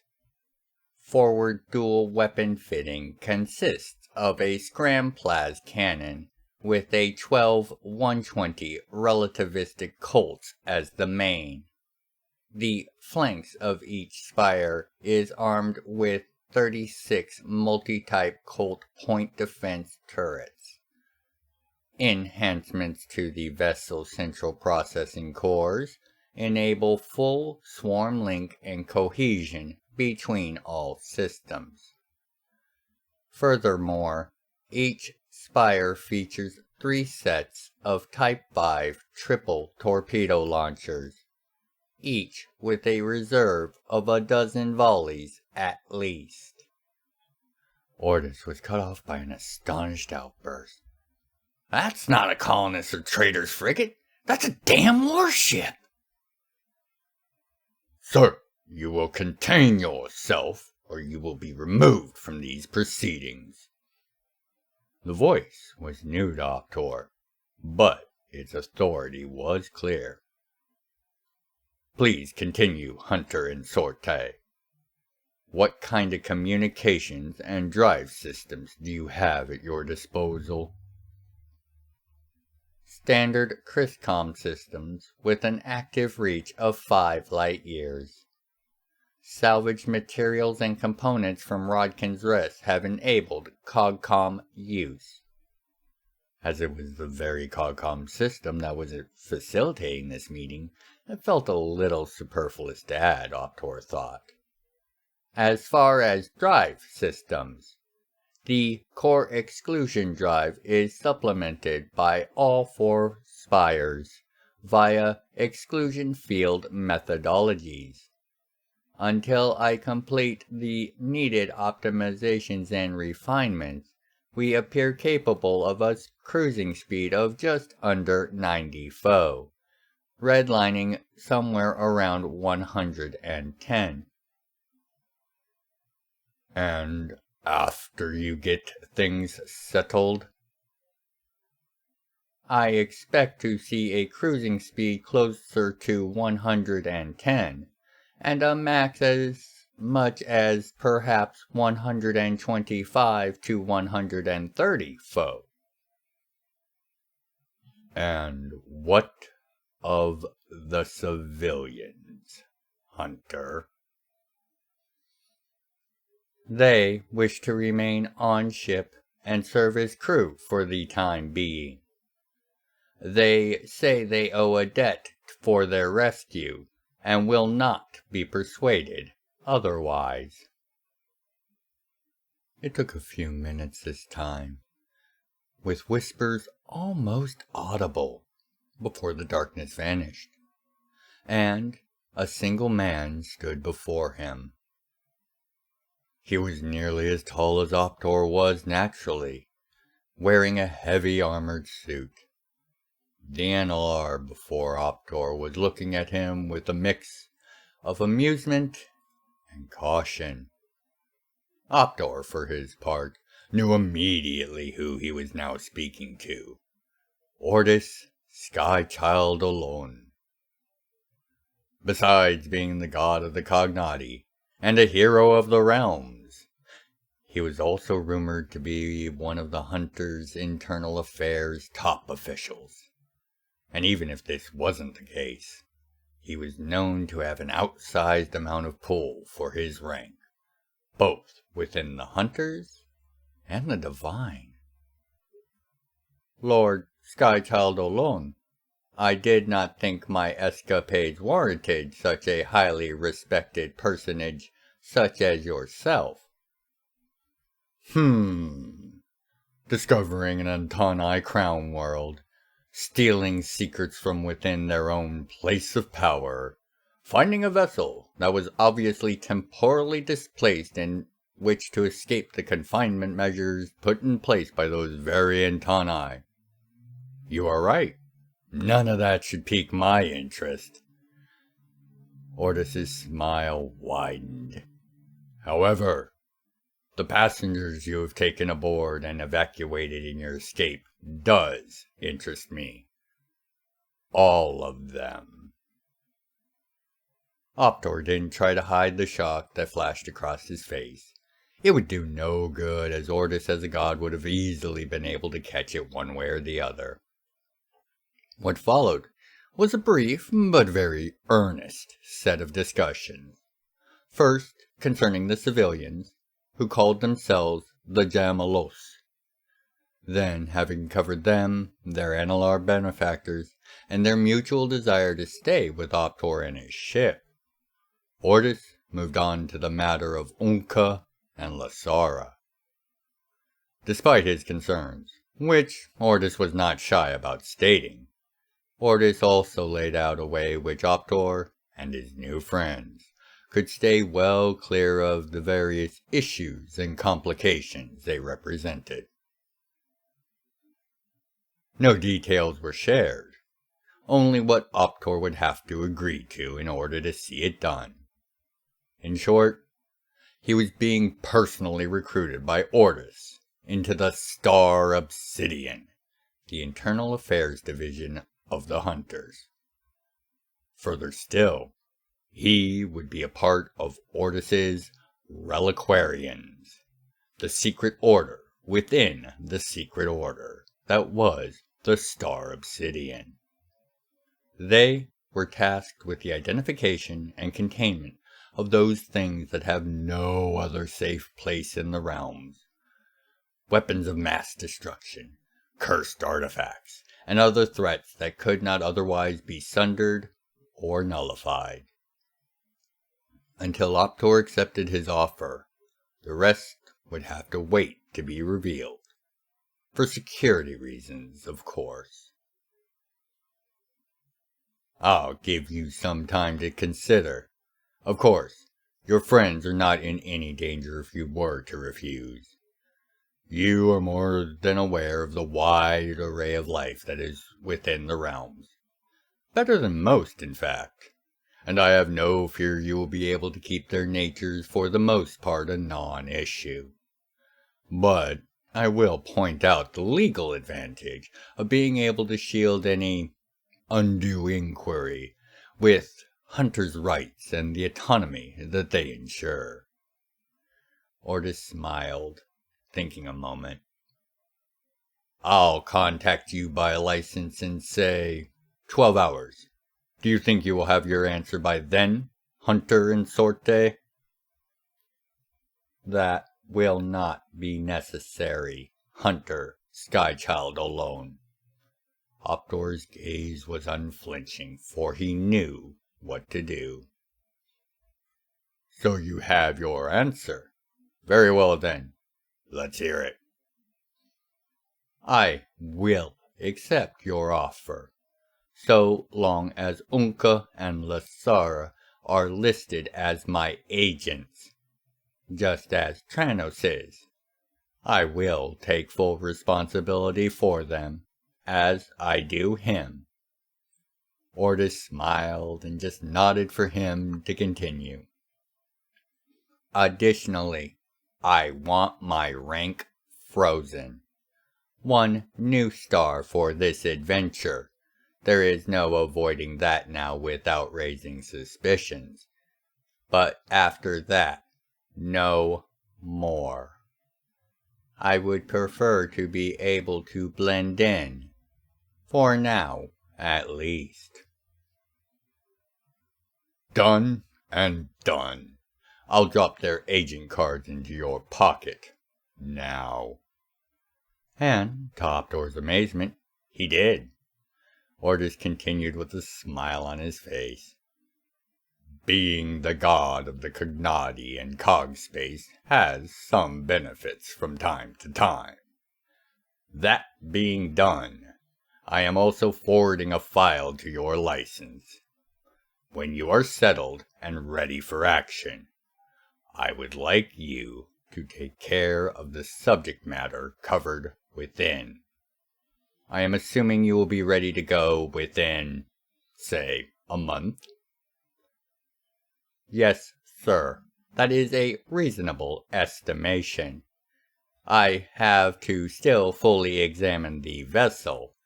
This meeting was a bit impromptu. Ordis merely chuckled at the thinly disguised complaint. Then I will let you get back to it. Welcome to the Reliquarians, Optor. Don't tell a soul beyond your agents, or you will have to answer to me.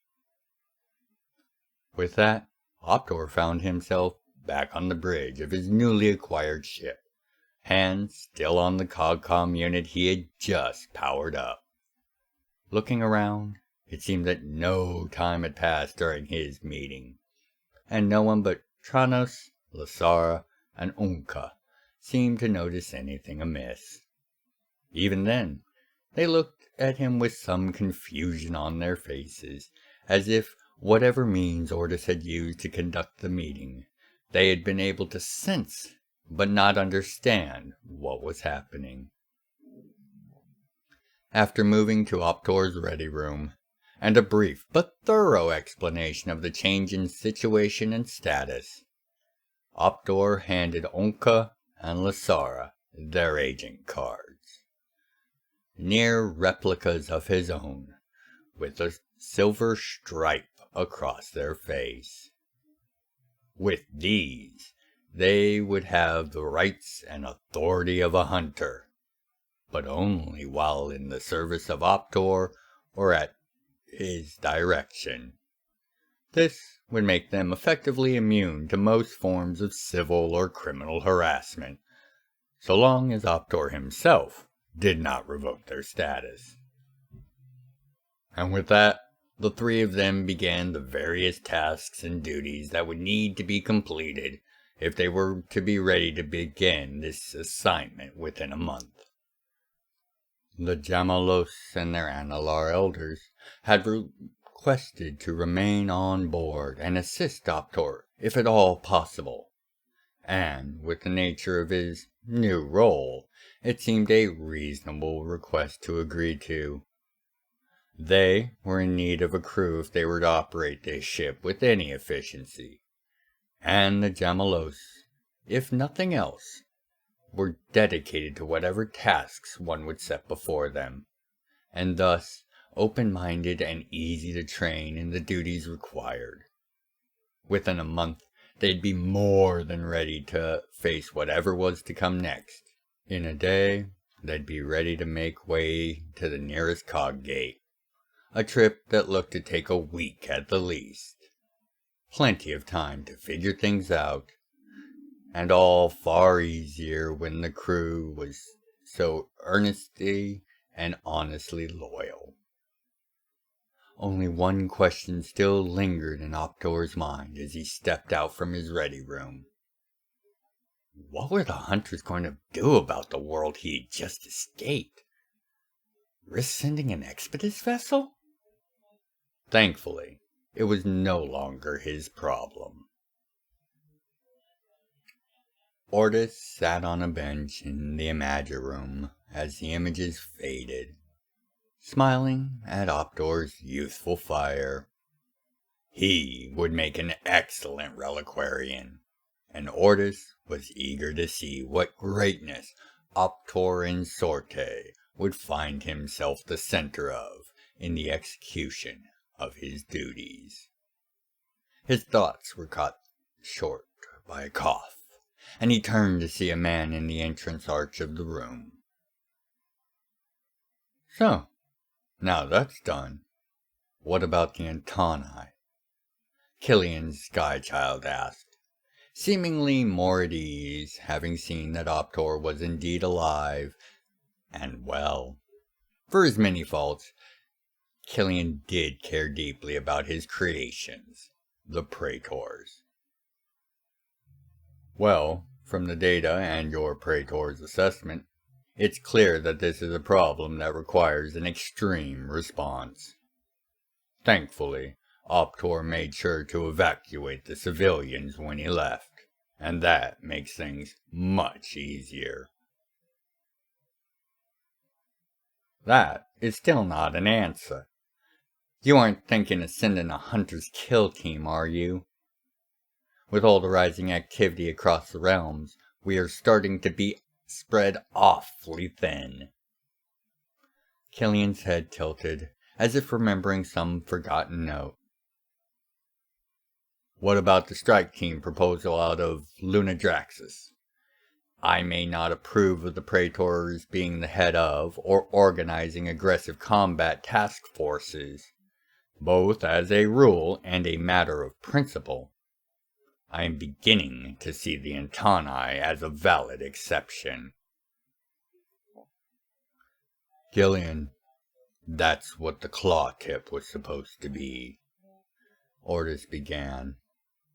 How they managed to stumble on this world during their shakedown run, I will refrain from speculating on for now. However, it's clear if even they had been aware of it, they would have been woefully under-equipped for such an action to even have a small chance of success. Killian's face curled at the assessment, but Ordis continued. Far too many Antani for such a relatively small team. No, I think the answer to this problem is to send a force that will ensure that compliance is achieved. Ordis's pointed look almost made his fellow god and Christon shudder, as Killian knew well what hell Ordis was proposing to unleash. After a moment or two of intense thought, Killian began to nod and smile. Over-under on if she can hide her enthusiasm at the challenge. No bet, Killian. However, I am going to need you to ensure the local area is clear of anyone or thing that could either be in danger or observing. I think about a light year in all directions, just to be safe. I'll take care of it, Ordis. You go tell her the news. Have her contact me with any necessary details and timetables. Killian turned to leave, only to pause mid-step on hearing Ordis's response. I will, and you be sure to appraise Her Majesty, and please, pass along my regards, as well as to your father for Optor's ship. Killian turned around with no sign of mirth or jest in his eyes. That ship isn't one of my father's works, Ordis. It's impressive, but it's not his handiwork. Before Ordis could respond, Killian continued. That is an entirely separate problem that needs to be addressed. And yes, I will look into it. I am a time warden, after all. The last was but an echo in the room, as Killian had left on waves of his temporal power. Now alone, Ordis stood and made his way out. Contacting Griffin with an update, Ordis prepared to initiate something that many thought was inevitable, but most who were aware never wanted to see come to pass. In a secure and secret room, Ordis approached a small console, inputting a series of codes and keys to bring it to life. The image of a golden faceplate came into being and addressed him. Ordis Skychild Alon, while your company is always welcome, and your counsel always valued, I must inquire as to the meaning of using this method of communication. Could you not just reach out with your cogcoms? The faceplate was unmoving, with only eyelights pulsing with his speech. Reliquarian Order of Action 2323. The face actually moved, away from the visual pickup in shock, but Ordis continued without pause. I require an immediate meeting with your boss and she needs to clear her schedule. I shall arrive in 5 minutes, and there is work to be done. Confirm ROA 2323. We shall be ready for your arrival. The commander is en route and steps to cover her other duties are underway. The faceplate seemed to freeze, as if sensing something from Ordis. You have a question? Yes, Ordis began. What is it like to kill a world? I know we can rebuild after any deployment with the Celestians, but it's like killing a bug, an animal, or even a man. It gets easier the more you do it. I don't like the sound of that. You shouldn't. See you in a few minutes. Ordis, Skychild alone. Starting first with the situation at Farmhold, which has seen Sergeant Hawn drawn into this situation by the request of a former student, Scry Arst. We find that Hawn did indeed make it long before dawn, and with plenty of time to consult and coordinate with the heads of the various groups within Farmhold. He had received information during his return from the Brothers Caliber, who were busying themselves infiltrating Deep Lock and seeking to gain a better sense of their situation. This information was the center of the most of the discussion and the arguments taking place, as Hawn tried to impress the severity of the situation on the assembled leaders. Deep Lock has built up an incredible amount of arms and material for their war on Farmhold. By best estimate, they have the reserves to outfit and maintain a force well over 100,000. They have nearly twice that in foodstuff and other logistical resources. What would you suggest then? We just run from our homes? One of the attending leaders inquired. You need to understand that at those numbers, while the defensive setup here is impressive, it will not be likely to be able to be held without significant civilian casualties. Farmhold is a massive area, and even relocating systems and power from sectors that are not under attack will not be enough to guarantee civilian safety. The room was quiet.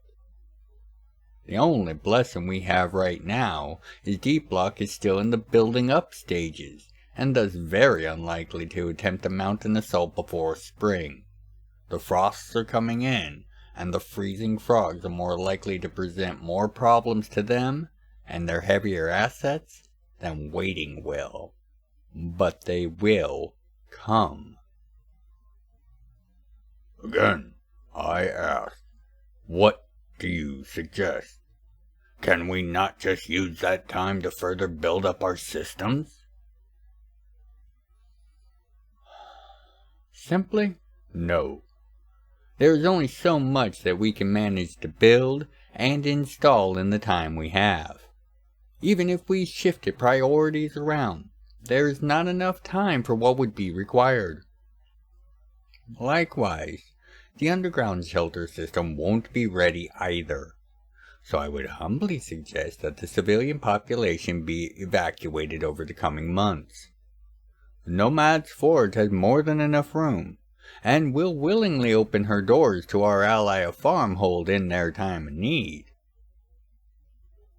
Again, the table burst into a chorus of questions mixed with angry accusations, with some thinking this was a power play by Hawn, and others questioning how they could even do such a thing. Nomad's Forge was far out in the cluster, and it had no cog gate. Hawn merely assured them it could be done, without putting their civilians at risk. All the voices in the room stopped, as one addressed Hawn from above.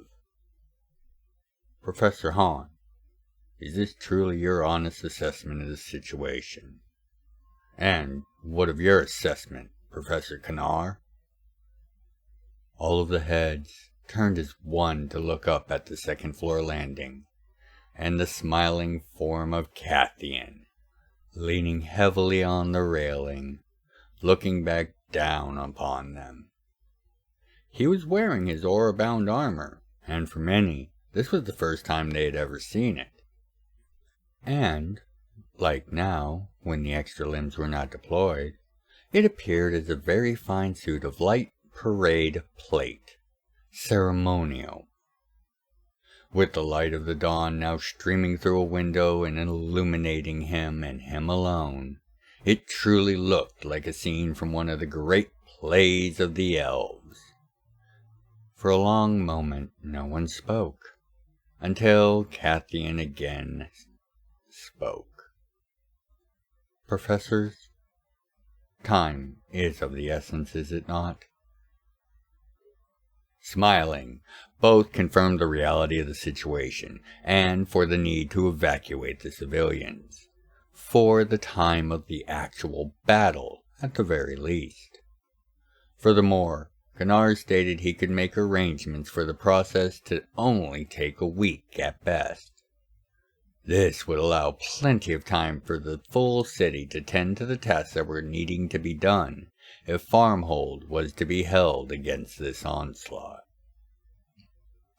Less than 10 minutes later, almost all had filed out, with plans and orders in hand, bolstered with the knowledge that their lord was indeed alive, up, and about, and more important, leading them again. Only Katheon, Hawn, Kanar, Lassen, and Justique remained to discuss the details of the matters. As Katheon made his way down, it was clear that his limbs had not returned, and he was using the armor to more or less carry his torso and manipulate things, while keeping the appearance of being whole. After taking a seat, Katheon spoke again, seemingly winded by the effort of coming down the stairs. It will take some time to get used to this. He gestured at himself. But, for the time being, Professor Kanar, we need that evacuation route. And Professor Hawn, or more appropriately, Sovereign Hawn, I will need a significant increase in the raw materials being sent from Nomad's Forge. Hawn raised an eyebrow. Katheon, your facilities are already working at well above capacity. What would you need more resources for? Katheon leaned back and tapped a sigil on his armor's shoulder, the star and tool symbol of his family line. My parents chose to build a life here for a reason, Professor Hawn. The merchant said that you would understand something about flameworks. A thin smile on Katheon's face was all the further clue that Hawn was going to have to go from.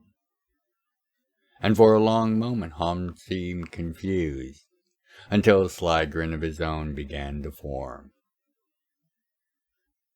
If you mean what I think you mean, the grin now a warm smile, to the confusion of everyone else in the room. You shall have your materials, and more. From the home world of Jam'mar, where Farmhold sits, across several light years of space, we find Nomad's Forge, the factory system, complete with its own star metal making Star Forge. Hawn's absence in no way slowed the works or efforts of his unit towards the full restoration of the various systems and components of this ancient and potent logistical asset. By the time Hawn sent orders and specifications for material and more advanced produced goods, they were able to provide all the requested items with ease. However, not all was well on the Forge Ring, that being the name given to the massive station that acted as both gate into and from, as well as the master controller for the system itself. While the functions of the station had been restored in all but a very few sectors, those sectors required a hands-on approach. Normally, this was because of the lack of any skill on the part that it had tried to strip and gut the station for anything of value. However, in some cases, such as the one that Mazanoa and Nada were dealing with, something far darker was at play. They were standing outside a storage center, with Nada working the console next to the door. They'd been here for an hour already, and Nada's curses didn't indicate he'd be able to override the seals anytime soon. Mazzy was about to start teasing the dwarf again about Hawn could have had it open in 5 minutes, when a message from Hawn was actually relayed to her by Navi. Letting light flash and pulse in her eyes as she went over the vast trove of encoded data, Nada was a forgotten thing for the moment, and Mazzy was left with both very clear orders and no idea on what was going on. The sound of the outer door slamming open, followed by the inner door, brought Mazzy back to the situation at hand.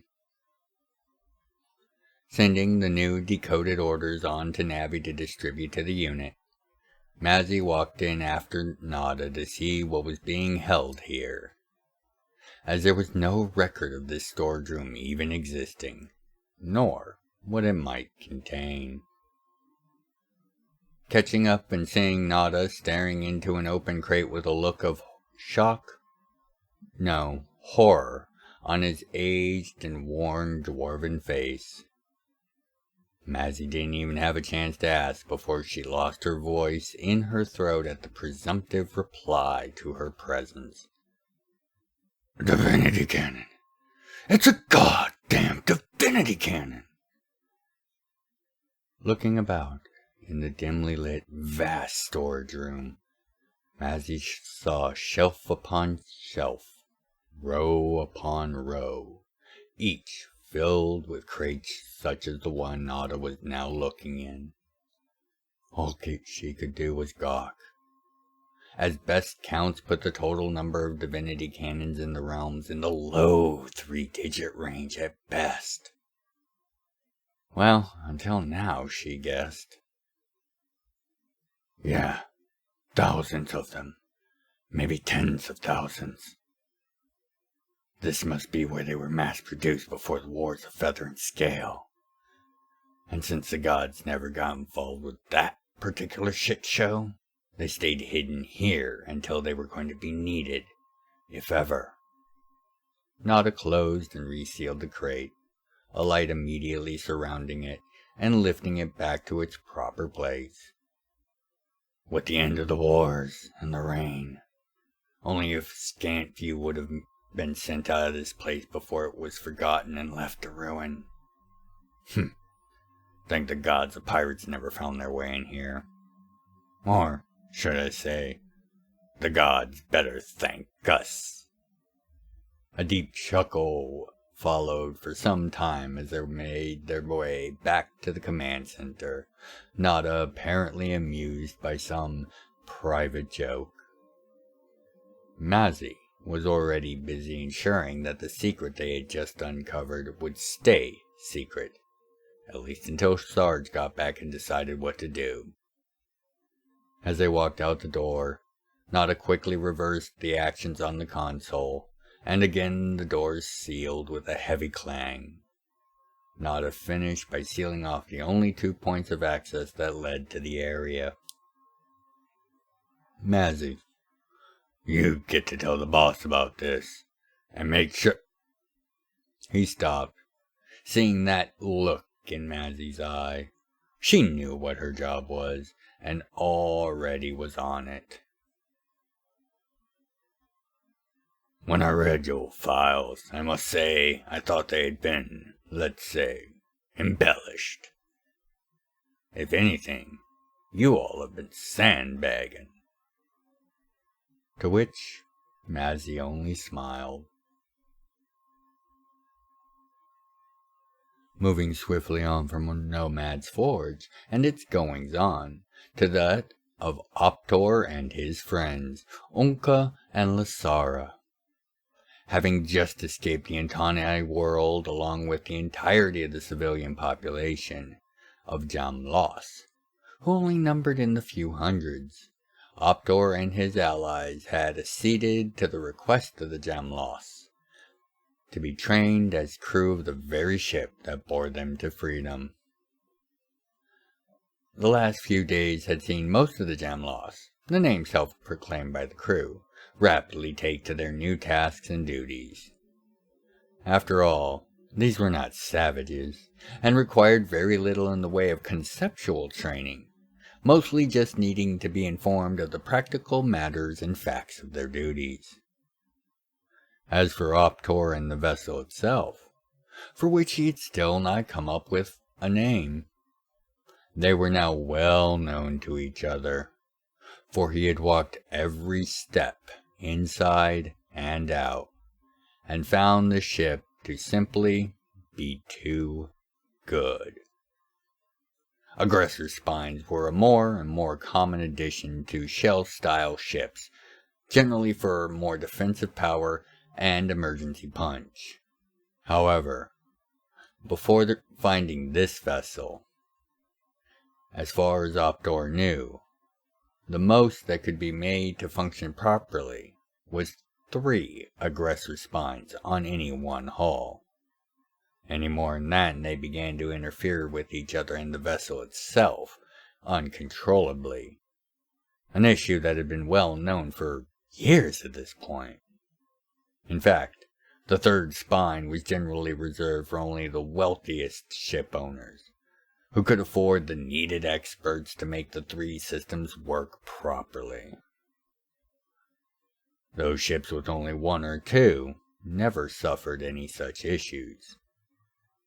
But this ship had 4, and was experiencing no interference or loss of effectiveness. Quite the opposite, in fact. Optor was sure that he knew why, but every time he searched his vast mind, he could not find either the reasoning or the evidence for this certainty. However it worked, it did work, and with 4 such spines and spires, his ship would easily be a match for anything in its general class, if not a couple above it. The spires and vessel were beyond advanced, optimized and mastercrafted, and Optor felt the subtle hand of Praetor engineering in every step on the decks, heard it in the near silence of the lifts moving up and down the Central's core. He wouldn't be shocked that some of his people had become shipwrights and damn good ones, but that did not explain how this ship landed over 10 millennia ago on that world. That was the puzzle that worried him, for it meant that either he was meant to find it, or he had just been unfathomably fortunate. Both were horrifying in their own ways, but the first was the bulk of his concern. There were many forces that could cross the seas of time, and not all of them were friendly. He had feared when he had been in the review board meeting that he had found something that was going to end up costing his life. Yet, it was less than a footnote once he spoke with his new boss, Ortis, at length. Ordis had made little of the ship's strange configuration, far more focused on ensuring Optor was now properly briefed on the nature of his first mission as a reliquarian. Optor was to take his ship to a star system that was not on the star charts, assess its status, and evacuate any civilians that wished it. It seemed a strange mission to assign as a shakedown run, but Optor didn't say anything, only asking what, if any, resistance he should expect. To which the answer was less than encouraging. The system is under a level 5 non-revocable quarantine. Means there will be a small drone ship fleet to repel any raiders or other that would try to do what you are about to. The image of Ordis gestured around the ship. Assuming you've only told me about half of what this ship can do, you should be more than fine. That fleet and the system have been active for over 500 years at least. With no resupply or update, you should have no issue getting to the main world of the system. Now, your priorities are the civilians and any hard data on the situation and its nature. If you have to engage with hostiles, attempt to leave nothing behind. We would prefer a small footprint on this one as possible. Optor just stared at his new boss for a moment. You just authorized me to wipe out a Class 5 quarantine fleet, and you want a small footprint? Ah, but that's the rub, Optor. Ordis smiled. According to the books and the records, neither the quarantine or the fleet exist. But assuming the world isn't falling to pieces, it will eventually be examined. Best not to leave much, if anything, of you there for them to find. If you'd like to contribute to the further exploration and explanation of the realms, please consider leaving a comment, a like, and sharing the video around.